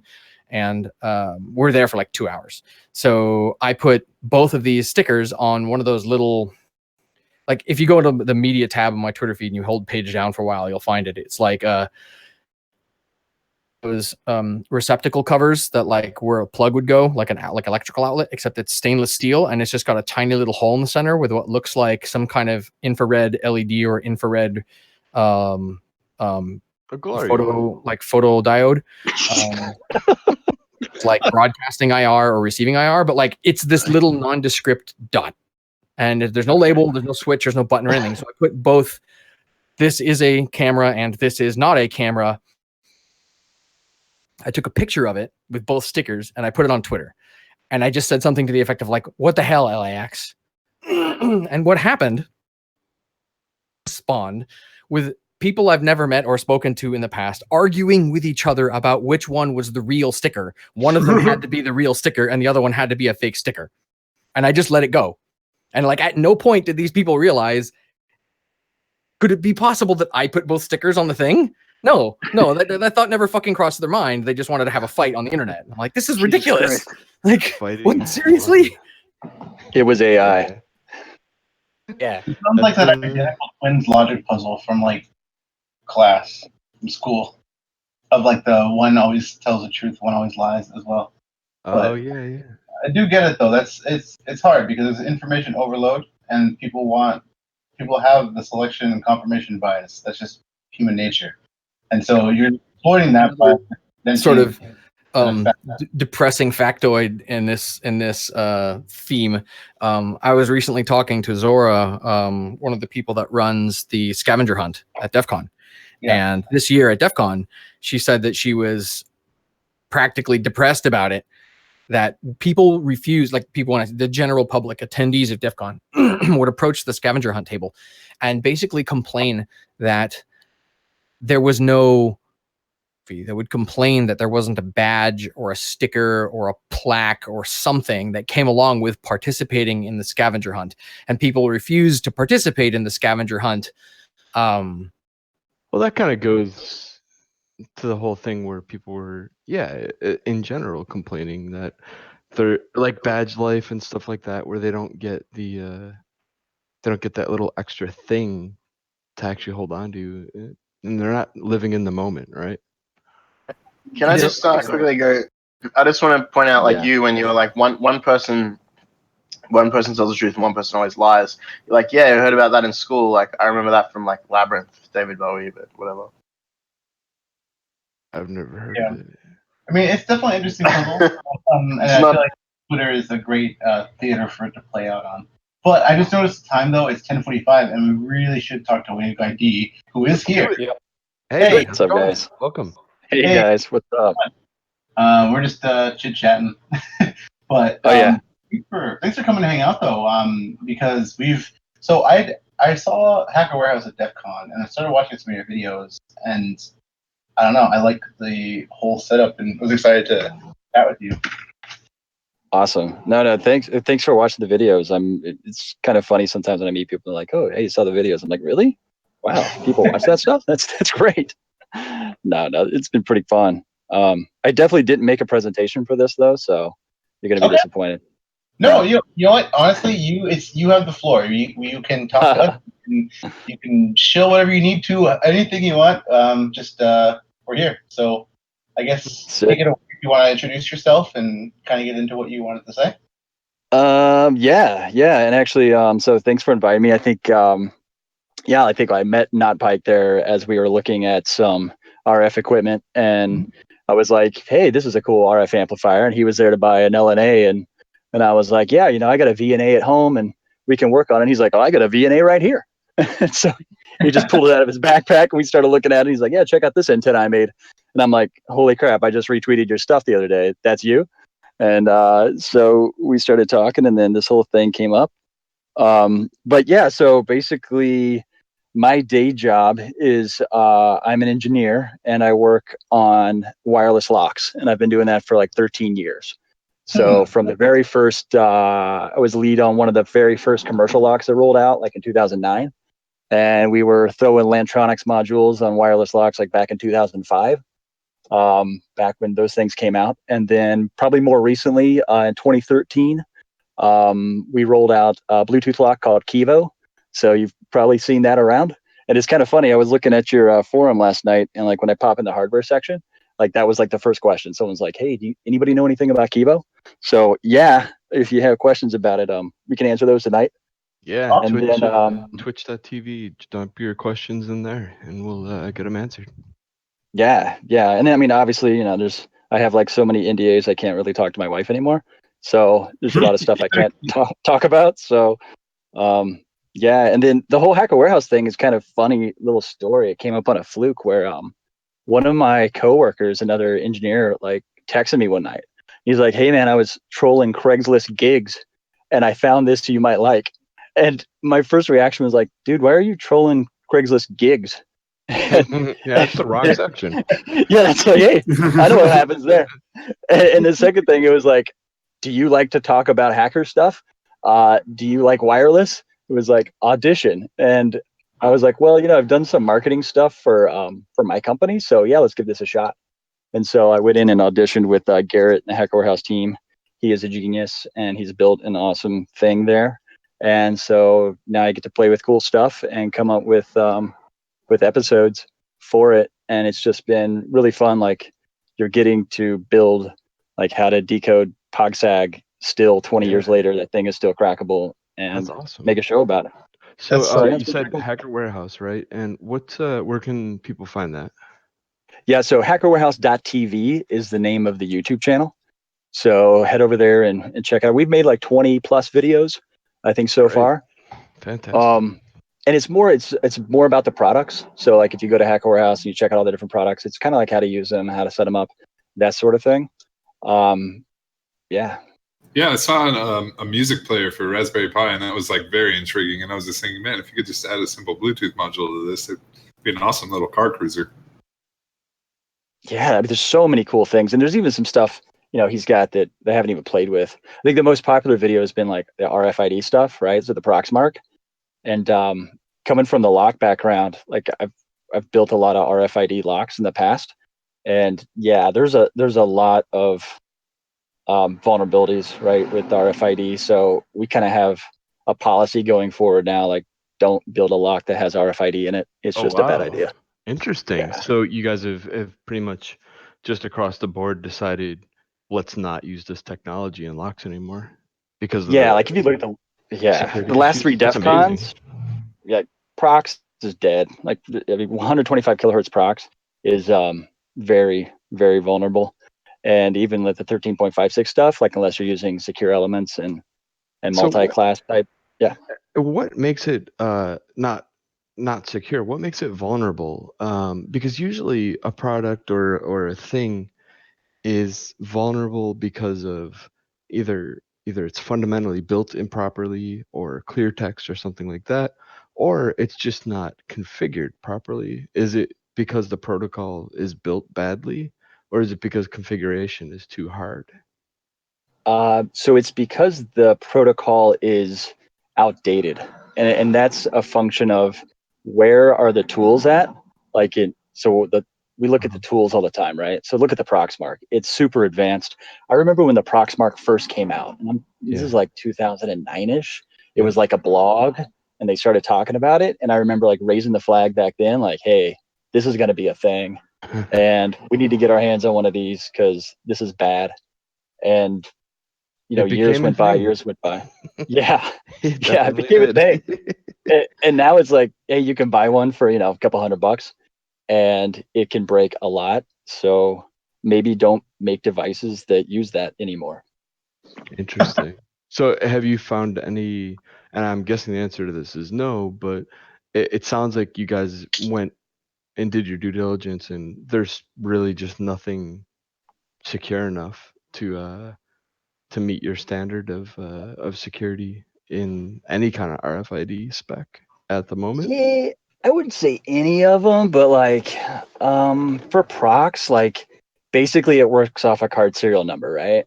So if you already know that the thing can be hacked, that's in the development process now. That's part of the design. It's like, hey, we're going to build this thing and we're going to devote 2 years of our life or whatever the product cycle is to it. So we don't want to make garbage. So, Great. don't make something that can be hacked easily, right? I mean, if it's really hard, then that's one thing. But So what do you do So, instead of RFID then? What did you guys land on? well, I mean, so we have different projects, but mainly now I work on Bluetooth, and so the first thing everyone thinks of is obviously Bluetooth could be hacked, right? Sure. But if you go back DEF CON 21, 22 in the wireless village, when BLE first became a thing, we went there and okay, what are the tools that people are using? What's the right way to do it? What's the wrong way to do it? And so early on, we just partnered with a good team out of Florida, and on the design side, started designing it. And then we hired some of the speakers from Wireless Village that were doing BLE research, which you guys probably know, but I don't think I can say their names. We hired them to check it out and make sure it was solid. Great. So we got a question from Twitch. Now I'm just gonna assume this is probably gonna end with I am under NDA. Sure. Russian Cowboy Elite asks, what was the worst design decision in Kivo in your opinion? Oh wow. What was the worst design decision? Design decision in what, by the way? It just so we're on. Yeah, so it's I'm one of lost the as locks. shit as far as what you guys are talking about. It's Wi-Fi locks, I get it, but damn, I don't know the stack or what you guys are running, so this is really confusing. Yeah, That's how I felt when you were talking about software. So that's awesome. He's actually he's elaborated the question or any wireless lock that you can talk about. So if you don't want to talk about something you've got. Yeah, so let's do that. Yeah, I will talk about a lock that I worked on for government cards, right? So I used to work for a company and we made military base cards to get in military bases. And some of those readers, right, they go to super FIPS 201 / FIPS 140-2 certified crypto stuff.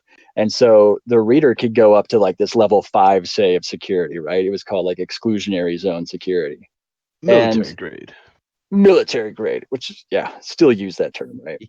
And one of the design decisions basically of the customer was hey, maybe it takes too long to get through the door. So could you possibly dumb it down?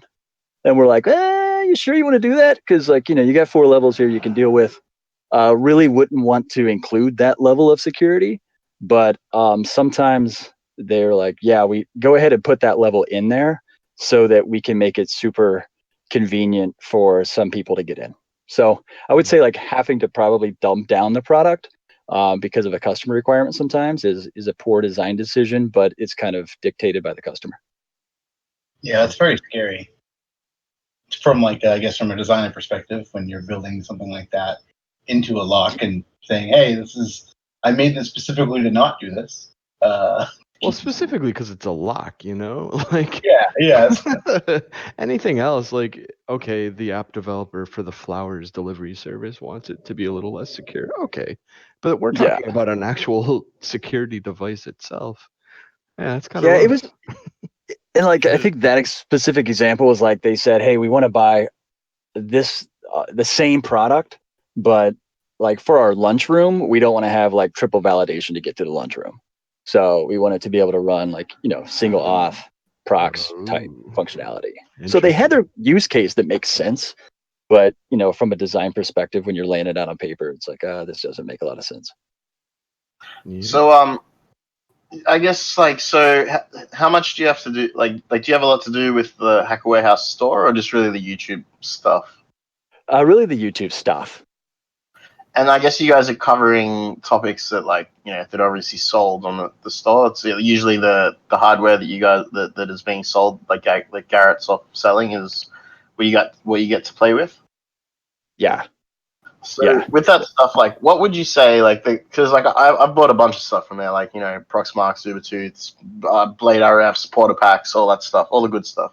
But what would you say is the most underrated tool that is that you find is in the arsenal that other people don't seem to be using? I would personally, so I'm kind of an RF guy by background. So mine's the Porta Pack, all day long. I love that thing. I take it with me everywhere I go. Amazing. It's in my car right now. You saw that Pike put some, had some firmware modifications that are pretty funny on Twitter, right? I don't know. Which one? Yeah, what are you talking about? He had some of his images up. The images used for his Iridium antenna were displayed on the Porta Pack screen and stuff. I just thought it was pretty funny. No, I didn't see the Iridium stuff. I haven't seen that. No, I'll check that out. Oh yeah, the Iridium one's amazing. But I wanted to know, so for people who don't know, what is this device that you are talking about, and what does it do? Oh, cool. Yeah. So the Porta Pack was made by Jared Boone. And I remember when he first brought the prototype into Wireless Village, it was DEF CON 22, I think. And he's like, "Hey, look, guys, I took a Hack RF, which is an SDR radio, goes to 6 gig, and he added this. Basically, it's a jog wheel, off an old iPod, and he put an LCD with it, and some IF input output at the bottom, and then it's got so basically it's an add-on for the Hack RF that shows you visually a little screen. So you can have a portable spectrum analyzer. You can put some custom firmware on it. There's one image called Havoc, which I think the README says don't use it. We never have. And it does a lot of clever things. So it'll put it into transmit mode, receive mode. It's pretty awesome. Those are pretty I funny. think the Havoc has some stuff in there for decoding a few protocols that may have vendor association with them, which I think is the reason we don't use it. But it also has the headphones port as well, which is super handy, right? So you just when you're scanning, and you plug my headphones in. Oh yeah. Yeah, it's replaced all my scanners. I used to have modded, scanners like you used to do back in the day. And it's a one little tool that I keep in my car all the time. Yeah, I think it's pretty popular. There's actually a scavenger hunt that runs here, run by the Cyber Spectrum Melbourne meetup. That Pam O'Shea does, and they walk around with Porta Packs and directional antennas and find stuff with them. So it's a very, very cool device. Yeah, we've actually talked about doing a video. So we haven't done a lot of on scene videos, but using Blue Hydra and the Porta Pack per se, you could do a fox hunt at a bigger scale, right? So the fox hunt at DEF CON this year was pretty awesome. It was across 3 different hotels, but we'd like to do one where it's I find a person on the beach given a 10-mile square foot area. And just go old school war driving until you get close to them and then hunt them down. That sounds really fun. That sounds similar. That's what I'm into. Yeah. Huh. Cool. You called it Blue something? What was that? Yeah. So Blue Hydra doesn't necessarily run on the Porta Pack, but Blue Hydra we did a video about. It's a nice GUI put on a Raspberry Pi. You could use an Ubertooth or a regular Bluetooth dongle with it. And it'll basically sniff out all the Bluetooth devices in your area. And I think we added a little Python script where you could put in a specific ID and then do a trigger when that person got within a certain RSSI. So you could put your boss's watch in there, and when he got close, he would alert you, that kind of thing. Wow. Okay. I've been I'm not extremely well connected to a lot of this info yet. Because time constraint. But that is exactly something I've been looking for. So I'm gonna check that out. Blue Hydra. That sounds like a Yeah. fun little project. Thanks for that. I'm nearby. Yeah. So it's been a fun journey, kind of like doing the engineering stuff by day and then the Hacker Warehouse stuff on the side. And we've done like maybe every month we'll get together and we'll record a few shows, and then just wait until I get a phone call from Garrett, and if he wants to make some more shows, then we do it. What do you think is some of the most interesting stuff you've seen coming out recently that that really caught you by surprise and delight? Probably like the last couple of years, just the explosion of like CAN debuggers for all of the auto hacking stuff. Oh, okay. Like I felt like that, that's been around a while, but there was very few like CAN debugger tools. And then all of a sudden, now it's in all the badges and you can get them all over the place. So that kind of caught, I think, me by surprise. Nice. Hey, so I noticed the Proxmark. I was watching the Kickstarter for it. The RDV4 kit is out now. I've got the 3. I think is the one before it is sitting in front of me now. Like what extra features, like cool stuff, can the RDV4 do? Yeah, so I haven't got to play with it yet, but what I've seen is it's more covert. Like, and even the Proxmark 3 was very covert, but Right, the yeah, Proxmark 4 is like even smaller. It's like a deck of cards. Yeah, I found that like when you have it battery powered and you're able to palm it like a magician would a playing card, like that size, and it's a lot easier to sort of bump into people when you're on a engagement. Oh yeah, and the whole fact, like the Proxmark 3 by itself, whenever you scan a card, it automatically emulates the card. That's pretty awesome. And so I don't know if they did any updates to that, but you don't any longer have to go program yet another card. It just turns into a card by itself. So that's pretty cool. When you're programming a card per se, like what languages do you use? What are you writing stuff in, or what utilities are you Yeah, utilizing?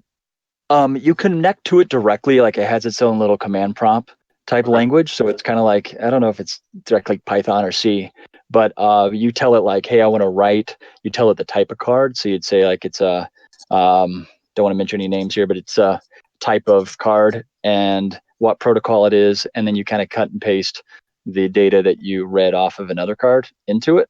And we use it to like copy pool keys because we lose them all the time. So that's like at the very lowest level stuff you can do. Yeah, it's pretty awesome.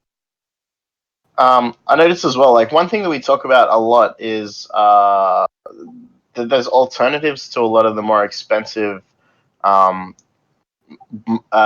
routers that are around, and like on like one of the other devices you guys have as well is like a TP-Link router that easily runs OpenWRT and gives you the entire hacker tool set that you could want on like a router that fits in your pocket. You can throw in your luggage and take away. I mean, that's like definitely, if people don't know about those, they should definitely look at those. Yeah, I think we there's a video we have that Kelsey did. So her name's on there.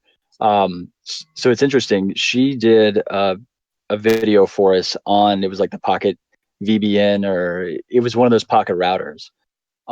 Yeah, she's an amazing electrical engineer. And so she was able to talk the tech speak and kind of get through that episode. So you should check that out because there is one about the pocket routers. Is there a documentation for the Proxmark 3 RDV4 somewhere? I believe there's a wiki. Yeah, there's a wiki for the Proxmark 3 RDV3, but there's like nothing for the 4 at all. Yet. Yeah, I'm not aware. Yeah, okay. I was just out of curiosity. Was hoping that maybe there was like an episode that you may have done that covers how to use it, or if there's like a documentation, like a PDF or something like that, that describes what the differences between the 3 and the 4 are and how to use the 4 versus the 3. Yeah, I gotta be honest. I'm gonna have to give Garrett a call. Yeah, that'd be good because I actually held off buying one so far because it wasn't immediately obvious what benefits and what usage things were available for it. So have that'd one? be cool. It's sitting on my coffee table, and I have no rightful clue how the fuck to use it. Like I know I want one, and I know it would be useful. It would be cool to actually get that documentation, though. The thing that attracted me the most to it was the claim that it could operate entirely free of a phone or a computer, and I'm pretty sure I've seen the 3 do that in the past. Oh yeah, mine does that. So I'm sure they can continue. But there's no So wait, Viz, you have a 3 or a 4? I have the 4, the brand new one. Oh, cool. And it's great, but I have no idea how to use the thing. Oh wow. Yeah, no, let's like there's no quick start guide, there's no one pager, and if you ask Twitter like please help, have a new toy, need like bullet points, you get an army of people saying go look through the wiki, and you go look through the wiki and there is nothing about the 4. It's all and I tried looking at the wiki, but like there is nothing that specifically describes this device. It describes the previous device, which that's great, but like I plug the thing in and there's a button and I press the button and the lights do things. Oh yeah. But I have no idea what it means. What was that, Zeph? It's a bunch of googs. Yeah. So I was hoping that there was some like the first time I played with the Proxmark 3, I had exactly that reaction. I'm like, I'm hitting this button, it's blinking at me. And then by the time we were done with the episode, I felt like a master of the Proxmark 3. So yeah, follow, like do the wiki, and maybe they're exactly the same. Like it's very possible it's exactly the same. Yeah, I got the impression that a lot of the basic stuff is the same, and I'm gonna imagine even the standalone mode is pretty similar button pushes to the 3. But I mean, this is kind of cool to see that it is a guerrilla project. Like this is obviously a piece of hacking gear, and with hacking gear comes the pros of being right on cutting edge, but there might be some issues with coordination of documentation, but that'll be cleared up within the next month or so, I would say. I can't imagine it's not going to be ever documented. Well, it's pretty cool that a piece of hacking gear can like seriously change the access control industry. Like from my perspective, like, wow, someone made a piece of gear. It lowered the bar so low that it was easy to hack all this RFID stuff. So now it forces manufacturers to raise the bar. It's pretty cool. I have a completely fictional story that I'll mention real quick, and it's with the Proxmark 3. I actually I have a video allegedly doing a pen test on some physical stuff that was me going through gates with my car and really, really cool high security level stuff. And it was all made possible just by cloning badges with a Proxmark. So this area of technical security stuff, RFID and all that is super interesting, and it'll never not be fun. So I guess I'm just throwing it out there. If anybody's listening and wants to get into it, you should, because it is fun. Like just as so my first use of the Proxmark was on an engagement where I had to use it, and I never used it before. I just knew that there's this access control system and whatever, and through I think the tool set was included in Kali, and I updated it, and I was like, I don't even use Kali, but I'm on this engagement, so I've got Kali running in BM. And I quickly figured out the access control system, and then found that the actual cards, the swipe cards, are also used in another location for another device. And well, because of the access control system, I wasn't able to specifically clone the cards for the entrance, like for doorways, because I didn't have the master key, and I didn't have the opportunity to capture a swipe. But what I found was that the user ID of the card, the serial of the ID, was a well readable field in LDAP. So I was able to target a user, just write that part to the card, and then go up to this other system that also didn't have access to the master key, and it only performs the first part of the handshake. And then if that passes, that's okay. Oh, that's super interesting. I like stuff and like just that. With no knowledge of how to use this Proxmark and no knowledge of ever doing any of this stuff before, I was able on I think the first or second day of the engagement to get it done and get her done, and put something in a Word document for someone else to read. That's pretty Yeah. cool. Hey, one It's thing I've crazy too. noticed. That like, go ahead. Oh no, yeah, absolutely. You go ahead first. Well, it's pretty cool that like the card reader, right, is like the very end point of the whole system, and at the card reader's going up to a controller, right, and then the controller's making a call to a database somewhere. So we've had just playing jokes in the office type thing. I've been in a lab in building A, and like some engineer comes up and taps me on the shoulder, and he's like, "Hey man, what's up?" And I'm like, "Hey, what are you doing here?" He's like, "Oh, I just broke into the access control system through the SQL database, made myself a card, and thought I'd let myself in." And it's like, Awesome. okay, yeah, So we need to look at that. one thing I've always heard about, and it's always been a thing with this area, is the ability to put a SQL injection statement in, usually with the magnetic stripes. I don't know if it's even something that you can really do with RFID. I'm guessing you can some way.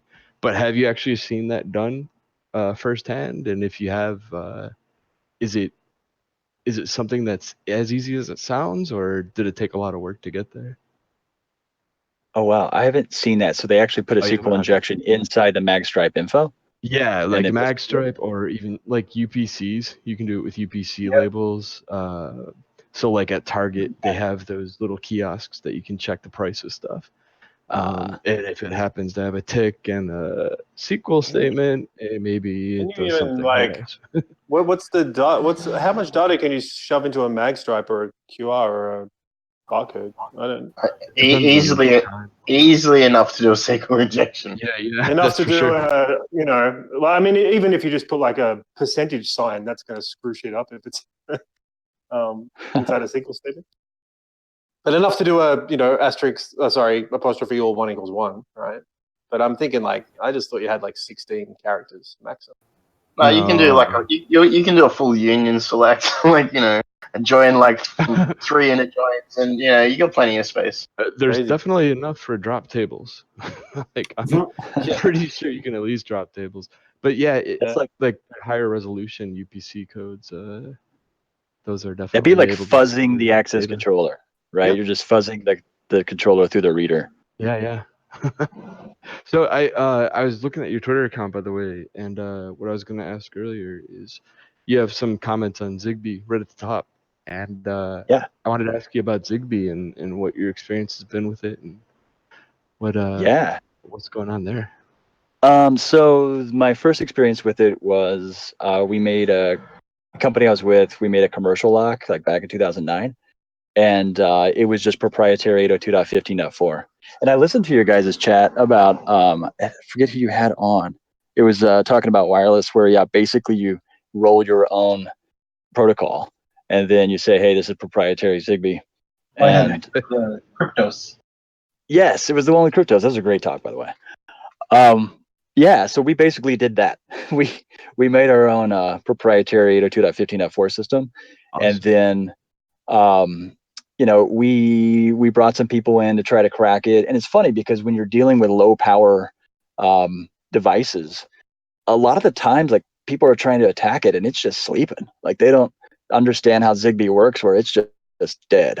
And it's not going to respond to anything because the micro is completely shut down. Huh. And so we've done. Yeah, go ahead. Why is it shut down? Save power. So a lot of times on it, like a door lock, right? It runs off of like 4 AA batteries usually, and it has to run maybe a 2 amp motor every time you go through it. Right. So you need to be like way down there. You need to be in microamps. It's just sleeping until you give it some kind of event to wake up. Yeah, I was gonna say there's usually like a dark wake event or something like that with those types of things, right? Yeah, like there's a wake up where it wakes up and then it starts to talk to like its PAN coordinator. That stuff's so fascinating. Like I've always been kind of sketched out by the idea of wake on LAN and stuff like that, and I still am. But now that I know like there's other implications, especially when it comes to wireless and Zigbee and stuff like that, where you're starting to control some really crazy things. It makes things a lot more interesting to look at. That's for sure. Yeah, some of these radios lately, they're like incorporating new ways to wake up. So some of them will have like where you just wake up when they wake up and look at all the energy on the band, and you can set a threshold. So it doesn't have to be a particular protocol. It'll just say, hey, is there a radio thing close? And if there is, Yeah. it'll wake the whole machine up. That's very cool.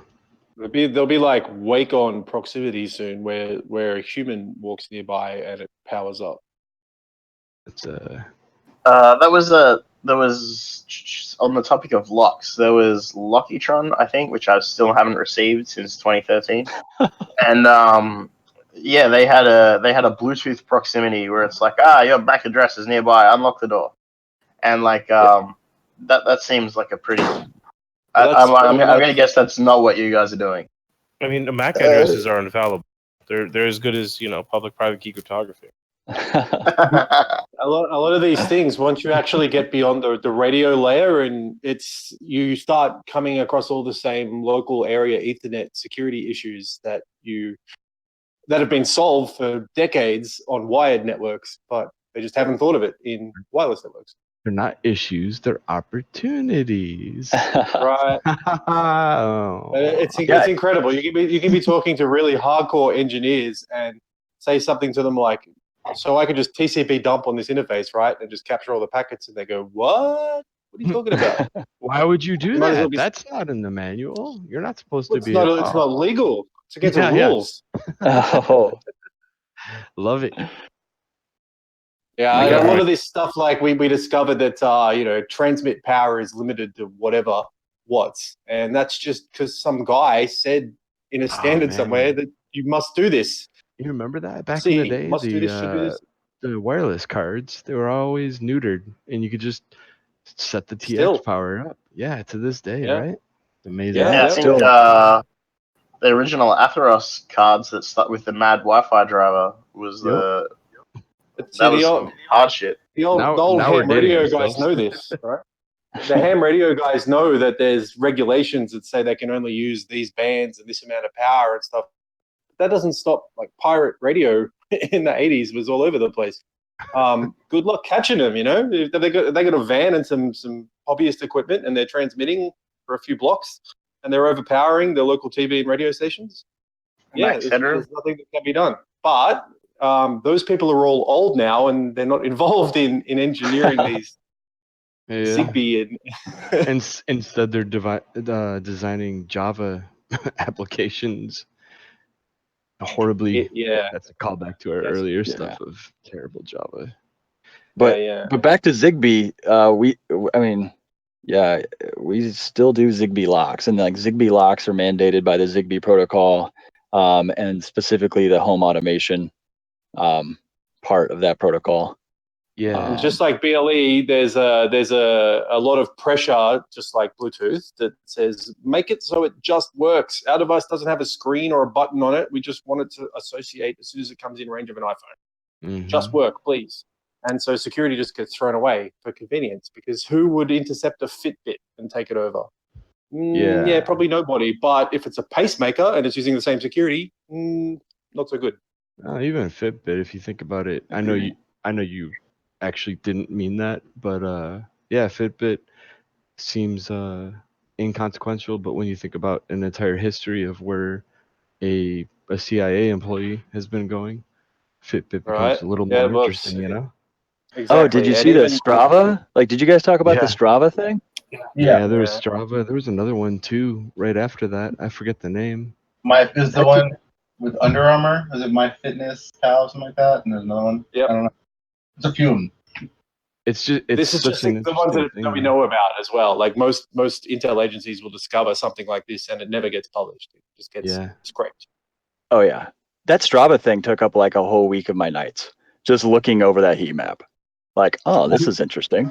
What's that? I'm really amazed. Yeah. You can't, in Australia at least, you cannot take a mobile device anywhere near defense facility. You won't even get within 5 miles of a defense facility. Wow. I mean, I say that in theory. In theory, I say that, but then something like this will come along and prove that. Oh yeah, no, actually, there's people walking around all over the place with iPhones that they're not supposed to have. I think the really interesting part about it is, especially things like Fitbit. Like I don't know from experience. I don't have one.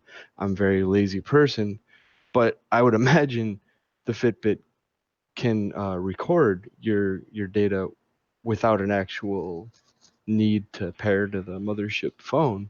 And then once you're out of work and back home, when you sync it back up, then it all of a sudden uploads all the telemetry that was supposed to be avoided unknowingly to these employees that are in sensitive areas.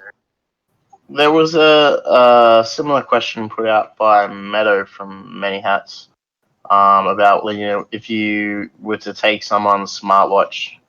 This is on Twitter a couple of days ago. If you to take someone's smartwatch at a party, what notification information would you get? It was a pretty interesting thread. Interesting. Yeah. Take a smartwatch and do what with it? And basically, it's still getting notifications from the mothership phone. Yeah. And like apparently, Apple Watches. I don't have an Apple Watch, but they lock themselves. And like other devices, like the Pebble, like you can see like some notifications depending on the settings of the device. But like there's all different, across the board with these smart devices. What they actually store once they're really taken away. On planes. Yeah, lots of things. I think one of the really interesting things. Don't do with, anything on planes ever. Jeez. No. Yeah, for real. There's an app you can get for both iOS and for Android called Light Blue, and it allows you to basically arbitrarily fling hex at whatever BTLE endpoints that are in earshot. And fun fact, Ionic totally was not on my flight to Dublin. the Fitbit Charge 2, for example, the field for the name of the device is world writable by anybody in earshot. Awesome. So so you can just change the name of people's like wrist like thing, like just to ASCII penises or just hacked or whatever you want it to say. I think you get like 9 characters or something like that. That's great. Is So that still vulnerable to this day? Ability. This is by design. This is BTLE. BTLE is designed specifically so that it does not need security, so that it's just brainless and it easy. just works. There are also a couple of other fields that are also toggleable, as well as like I've seen it with a couple of different. Well, someone who isn't me has seen it with a couple of different parameters that are just toggleable. So if you're just standing in line for the train or something, you could just start changing everybody's stuff or turn notifications back on for them, etc. Oh, that's so great. This is a really good example of what we were talking about before, how things are often quite a lot easier than the academics and the OSCPs will have you believe in the real world. And some of the old ham radio guys know this, that if you can yell louder than the other guy with radio, weird stuff happens. And we know that. That's why we have regulations against it. So knowing that, you got a Bluetooth device or a Zigbee device or something, and you just send garbage on all channels at maximum power, falls over. It just shits itself and falls over. You know what else does that? Drones. I think that's, if you look at the pinned tweet that you're talking about, that was literally when I was being asked to like, hey, can you simulate just maximum traffic on a single channel? I was like, well, sure, I'll just spin up a continuous wave on a channel and we'll let it roll. In military, they discovered this in the 20s or something. So they use like frequency hopping and all kinds of stuff so that they can't be squelched, they can't be flooded. They're not on a single channel, they're not on a single band, they're not even on a single technology. They spread it out because it's a known issue. But in consumer world, which is where Zigbee and Bluetooth fall in, they don't care because they don't use it. There are some things you can do. I mean, there's some things you can do. Like if something connects to you and you don't recognize it, then you can just kick it off immediately. Like that's like the first line of defense. Like if someone tries to connect to you and interrogate all your Bluetooth characteristics, you can just say like, "Hey, I don't know you, go away," and just keep disconnecting. Now they could totally just run your battery down by just like connecting, disconnect, connect, disconnect. But there's some little tricks you can do. You do that on a Wi-Fi access point too, but nobody does. Or as soon as an unrecognized device connects you. Show. Nobody would ever do that. Hey, does it actually draw power, connecting and disconnecting? Oh, sure. I mean, you're holding the radio awake longer than it normally would be awake. So because it thinks it's going to do like a mutual off type thing, right? I mean, most I won't say most devices, but any devices with any security will wake up and say, okay, it's time to do a handshake. And then if you're not there to do a handshake, it's just kind of listening for a little bit longer than it usually would. Right. And then you're going to run it down. That's really fascinating. That's a little thing I would have never thought about. Cool. Love this Okay. stuff. So, waveguyd, you said you had some, I wasn't sure if you were serious. You said you had a presentation, but do you have anything that you want to cover that we haven't talked about yet? Because we've kind of gone all over the place. Oh yeah. Not, I mean, not really. Like you guys kind of said, like, hey, do you want to talk about RF and security stuff? So I mean, all I really got is I made locks a long time, and my background's RF, so I've done some cool stuff with like antennas and that sort of thing. So anything around those subjects, I can speak to. Yeah, hopefully you're Like, enjoying the hang, man. It's dude, this is cool. kind of trying Yeah. to make it a really free flowing show, and everything's on the table. Well, the other night you guys talked about like using salt water for attenuation. Do you remember that someone mentioned that? That was not Pike, and I wish that he was here because he'd be right. So much. He got pulled away to do something, so he was not able to join us, unfortunately. But he's a frequenter of our Discord, so you can always chat with him too here and in the hardware and SDR channels. But yeah, he's done a lot of weird, interesting things. Yeah. Well, so that's how, like I said, I got introduced. He actually, I think his antennas are in the mail right now. So they're going to come to me, and then I'm going to do a VNA scan on him and let him see some plots where I don't think he had access to some VNAs that go as high as the ones I do go to. So we're going to plot them for him and see how they do. That's awesome. Yeah, actually, I just got his waifu antenna. It's a Wi-Fi antenna. It's like in the shape of like this anime animal. It's a really beautiful antenna, but it's like a nice 2.4 gigahertz that I'm gonna try out after just solder the connector onto it. But yeah. Oh, cool. Yeah. Yeah. But no, that's awesome.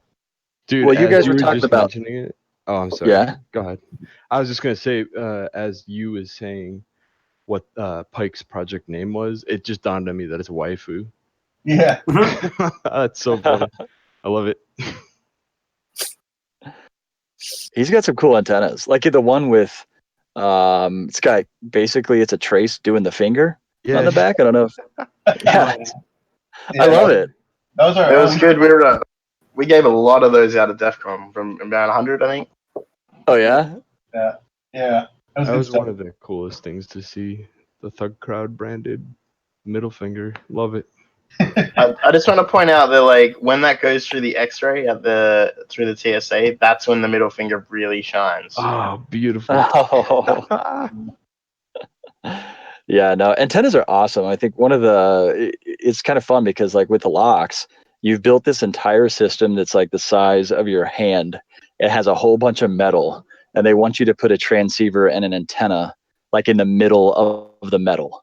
So it's really tricky, and it's just been really awesome to be able to like be part of a place that has a lab and all this cool equipment where you can kind of go in there and play. Yeah. So yeah. Cool. So do you have any other projects that you've been working on or anything cool that has been exciting you lately? So one kind of project that came out of DEF CON this year was I was just chilling out in the I guess it was a chill out area, and talking with a guy there that was up in the wireless village. He did a presentation. I wish I could remember his name. He did a presentation on how he went about it was like how he went about systematically hacking Wi-Fi or fox hunting. I think it was actually fox hunting, like how he did like a multiple mode, like multiple nodes that would fox hunt.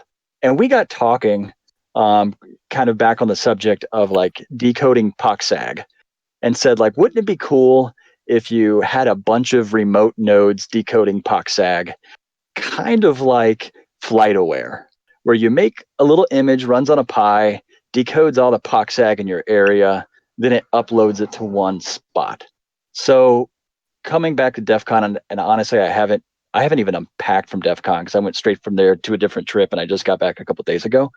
So that's something we're going to start working on. Awesome. So it'll be Yeah, it'll be like a raspberry, because the whole point is, I don't know if you saw the episode we did about POXAG, but it's like there's all this stuff that's still out there, and everybody's getting reprimanded for not locking their stuff down, yet all your personal health information is just ripe for the taking. It's ridiculous. It's they're allowed to get away with it due to loopholes. So that's why to this day, a lot of the healthcare industry runs on fax machines, because that's the one loophole where they don't need to go through this checklist of stuff. Same with PCI. Like there's all these back doors into the uh, into the standard that say, okay, well, if you're using this antiquated technology of a fax machine, you don't have to be compliant in this, and this. It's it's something that I think you're gonna be able to highlight. Here's why maybe putting backdoors into these things is a bad idea. It's interesting, like POXAG is like still really, it's used here with emergency services and stuff like that. And the law is basically like you can read it, but you can't act on it. So don't show up to a crime scene. But what I've learned from POXAG is that the best time to overdose is on heroin is around 11:30 on a Tuesday or a Wednesday, because I guess there's nothing else going on. But that's when the most intentional poisoning calls go out, and it's pretty funny. I mean, it's not funny. I feel bad for those people, but like, you know. Did you say intentional poisoning? Yeah, so that's what it's listed as. Like for overdosing, it's listed as intentional poisoning on the POXAG for the old ambulance system. But yeah, the crazy. fire department, there's outage systems. Like sometimes you'll see, this this internal host name is at 100% CPU load, like, you know, and that's being sent out over POXAG to like go to some poor engineer somewhere who probably doesn't know that it's a broadcast medium. Yeah. So yeah. was your plan to do the POXAG decoding and then a stream, like some kind of stream, I would assume, or? Yeah, and that's where it gets kind of dicey, right? Because like if you do an SDR into a Pi image and then it's going to do a stream, like, okay, do you let that just go raw? What's the point? I think the point was, hey, if you can somehow extract the hospital name or the responsible party, and then link that to like an abuse line or a security for that facility, and you know, like, you probably couldn't tweet it out, but somehow alert them to it. Because from talking with people after we did the episode and everything, from like, it got a lot of traction, honestly, on the HIPAA side. Like if I look at that tweet and like who liked it, was a lot of people from the healthcare industry. And if you talk to them, they're like, well, a lot of hospitals don't even know it's happening. It's like their vendors for emergency services might be privatized, and somehow they're still doing it. And so it just needs to be made aware.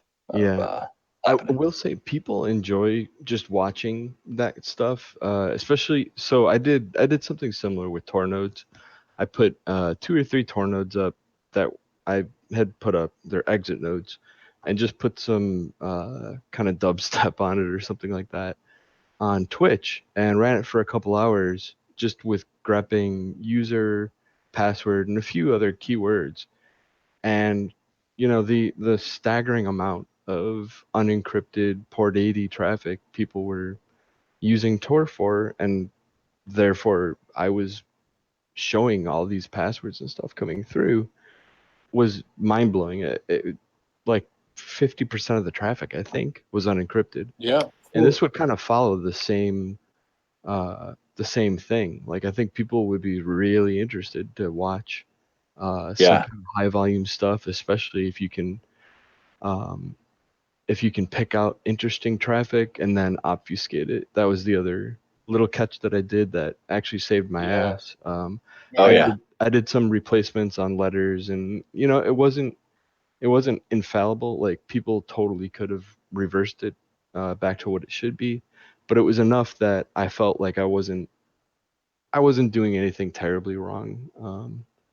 And I think kind of like Wallace Sheep. Like Wallace Sheep does a good balance of, hey, there's stuff out there, it's obfuscated in some way, but Yeah. So with the Porta Pack though, there is POXAG decoding native on the default firmware, correct? Or am I wrong? Correct. Oh, No, wow. from the default firmware, I know on Vertex build there is, but I'm not sure on native. I've been running the other build so long, I haven't looked at the native lately. Cool. So I mean that's probably pretty cool. I mean the Porta Pack's a little expensive, but I mean if when you have localized POXAG sites, so like there's a whole bunch of like repeater channels that go out to like vehicles and stuff like that, like what I was mentioning earlier. And but like with the Porta Pack, I mean that's something where you could take it to a site that's very like a very low power output and then start decoding like on site, right? Yeah. So fun stuff. I've got some like random notes of like things that I wanted to mention that you guys sort of mentioned, and one of it was that so the saltwater attenuator. So there was like, if you're a homeless RF engineer and you want some equipment for super low budget, what's a good way to attenuate signals? Metallic static bags. I've used those in the lab before. Really? So like, like what, like motherboards come in? Yeah. If you put enough of those, like a bag and a bag and a bag and a bag, I think it was 7. I think 7 was the magic number where you could like completely squelch a cell phone. Oh yeah. Right on. I've noticed tinfoil. If you wrap a cell phone in tinfoil, about 2 or 3 layers thick, that's all you need. Does the same job. Yeah. Well, it's funny because it acts like high pressure water. So it's really not so much about the thickness, it's about like the seams. Oh, Like okay. if you could put a high pressure hose in it and it not get out, then you're probably good with RF. Huh. That's awesome. Also plasma. Like if you look up in like Google Scholar, look up plasma radomes. So like on spacecraft, sometimes they'll make a shield of plasma to completely obfuscate an antenna. Wow, what in the So world? So what can you describe that? Like what in the world is happening so there? so kind of like a plasma TV, like when you turn it on, right? It just like has or like a plasma ball, right? That you put your hand on, right? Well, if you flatten that out and make like a wall out of it, RF hits it and it just gets completely obliterated both Really? directions. What So what range? Just everything? yeah, I think all of it. I mean, you could look. There's probably something that goes through it, but look in like the scholarly articles that I stumbled upon at one time and was like, oh my gosh, this is crazy fascinating. That sounds awesome. Yeah, and we've used some cool stuff in the lab. But there's something. So at CES last year, called EchoZorb. You guys familiar with that at all? No, I haven't So heard of it. it's kind of like that foam you would see inside of a chamber. They use it on the IBM quantum computer. And so the engineer was kind of telling me, I was like, how do you keep things quiet inside this big cylinder? And he's like, oh, we use this stuff called EchoZorb. And it attenuates. It has different ranges, like you can buy it in different ranges. And a company called Layered RF makes it now. They're well known for like connectors and stuff. And so they make it. And so if you think about like a tinfoil hat, like if you made one out of EchoZorb, you could really block some frequencies. It's really cool stuff. And it's apparently, according to the IBM guy, that's like what they used on the stealth fighter back in the day. Don't know if that's true, but that's what he said. That's pretty amazing. That's like, yeah. What do you think? Oh, I'm sorry. You go ahead, dude. Oh, what were you gonna say? I was just gonna ask, what do you see being the big thing for the new year? We got a couple more months for some stuff to start coming up and being the hype for all 2019. What's your prediction? What do you think is going to be the interesting area that people get a lot of focus on? I'm thinking it's the unhackable blockchain. Yeah. No, I'm just joking. I'm just joking. I mean, no, I'm kidding. That's a joke. Sadly, that's possible, but unhackable. No, that was a funny thread to watch, right? Oh that my was God, so good. It was fantastic. Yeah, I don't know. I mean, I've been following. Have you guys been following like the quantum cryptography stuff? Oh like no. it's getting more gameplay. Like I see it more. in the news and like publications where, you know, China now has 12 qubit quantum cryptography, and now there's new cryptography that's quantum resistant. And so that's kind of an area I've been researching. Okay, I like it. Yeah. Quantum cryptography. Yeah, that stuff gets wild. Yeah. Just the theory behind it, you know? I mean, so we're talking about like particles that change their state when they're observed, like so that you know that the particles have been observed in transit before the endpoint, right? Oh yeah, Exactly. Yeah. You were That's mind blowing shit. I can't. That's my entire understanding in a sentence. Like, yeah, but see, your entire understanding, that description that you just gave, has taught me more about it than I've learned through reading stuff over like a year's time. So that really does kind of sum up a lot of. There's a YouTube video that will blow your mind called "No More Secrets." Right? It's just like in old sneakers fashion, like too many secrets. No, it's "No More Secrets" by Dr. Persinger, Persinger, I think, a guy up in Canada. It's mind blowing. It's like they basically, in a nutshell, say your brain makes these entangled pairs that they create in quantum cryptography. Your brain does this naturally. And they put two people in two different locations, and they like flash lights in one of their eyes, and the other people can see it. Come on, get out of here. I know, man. And if you look up in Google Scholar, the guy has all kinds of cool experiments like this. That's so awesome. I don't know if it's 100% solid, but it's awesome to read. And the YouTube video called "No More Secrets" is amazing. Awesome. Yeah, we should definitely check it out. I mean, the thing with quantum computing is we are kind of entering this level of territory that is magical in a way, because we don't know enough about it it's just this new thing that seems like it's not even real, but it is. It's like RF in like the 1830s or something. Right. I feel like that's where we're at. Yeah. trying to describe a Wi-Fi access router to a blacksmith in the 1800s. hang it with a hammer and put it in slag. Yeah. Well, that does make it more secure. Well, it's getting kind of late, guys, but I would really want to extend our thanks to you, waveguyd, for coming on and talking to us, because it's quite a lot of information, and I'm looking forward to, if you stick around our Discord, anything else you might share, because there's a lot of interesting stuff coming out of, especially those videos. The Hacker Warehouse videos are really cool. I like any sort of instructional video that tells you exactly how to do something. But yeah, thanks very much for coming to hang out. Hell yeah, thanks, man. Thanks for having me, guys. Yeah, I will definitely keep on here. This is a great crew to talk with. No. Do you have anything else that you want to share or say before we go? No, I don't think so. I think we kind of covered it. I mean, thanks. What's the site that people can reach you got again? Yeah, so basically you can reach out to me on the Twitter sphere at waveguyd. So it's just WAVEGUYD, so waveguyd. That's where I interact mostly. I mean, I've got a few websites. I feel like I hoard domains. You guys do that at all? Oh, like, do you guys? Yeah. Wait, yes. You're at hackerwarehouse.tv though as well, right? Correct. So you can reach me at Troy at Hacker Warehouse TV, and definitely check out our videos at hackerwarehouse.tv. Hell yeah, man. Awesome.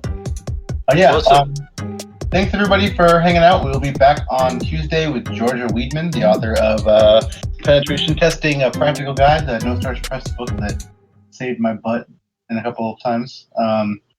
So yeah, we'll be back then. And hit us up if you want to get involved in our CTF, if you want to get involved in our Pokemon reverse engineering, if you want to get involved in any of our chats. Just hit us up on Twitter at Thugcrowd. And also thanks to our Patreon supporters. They're scrolling by.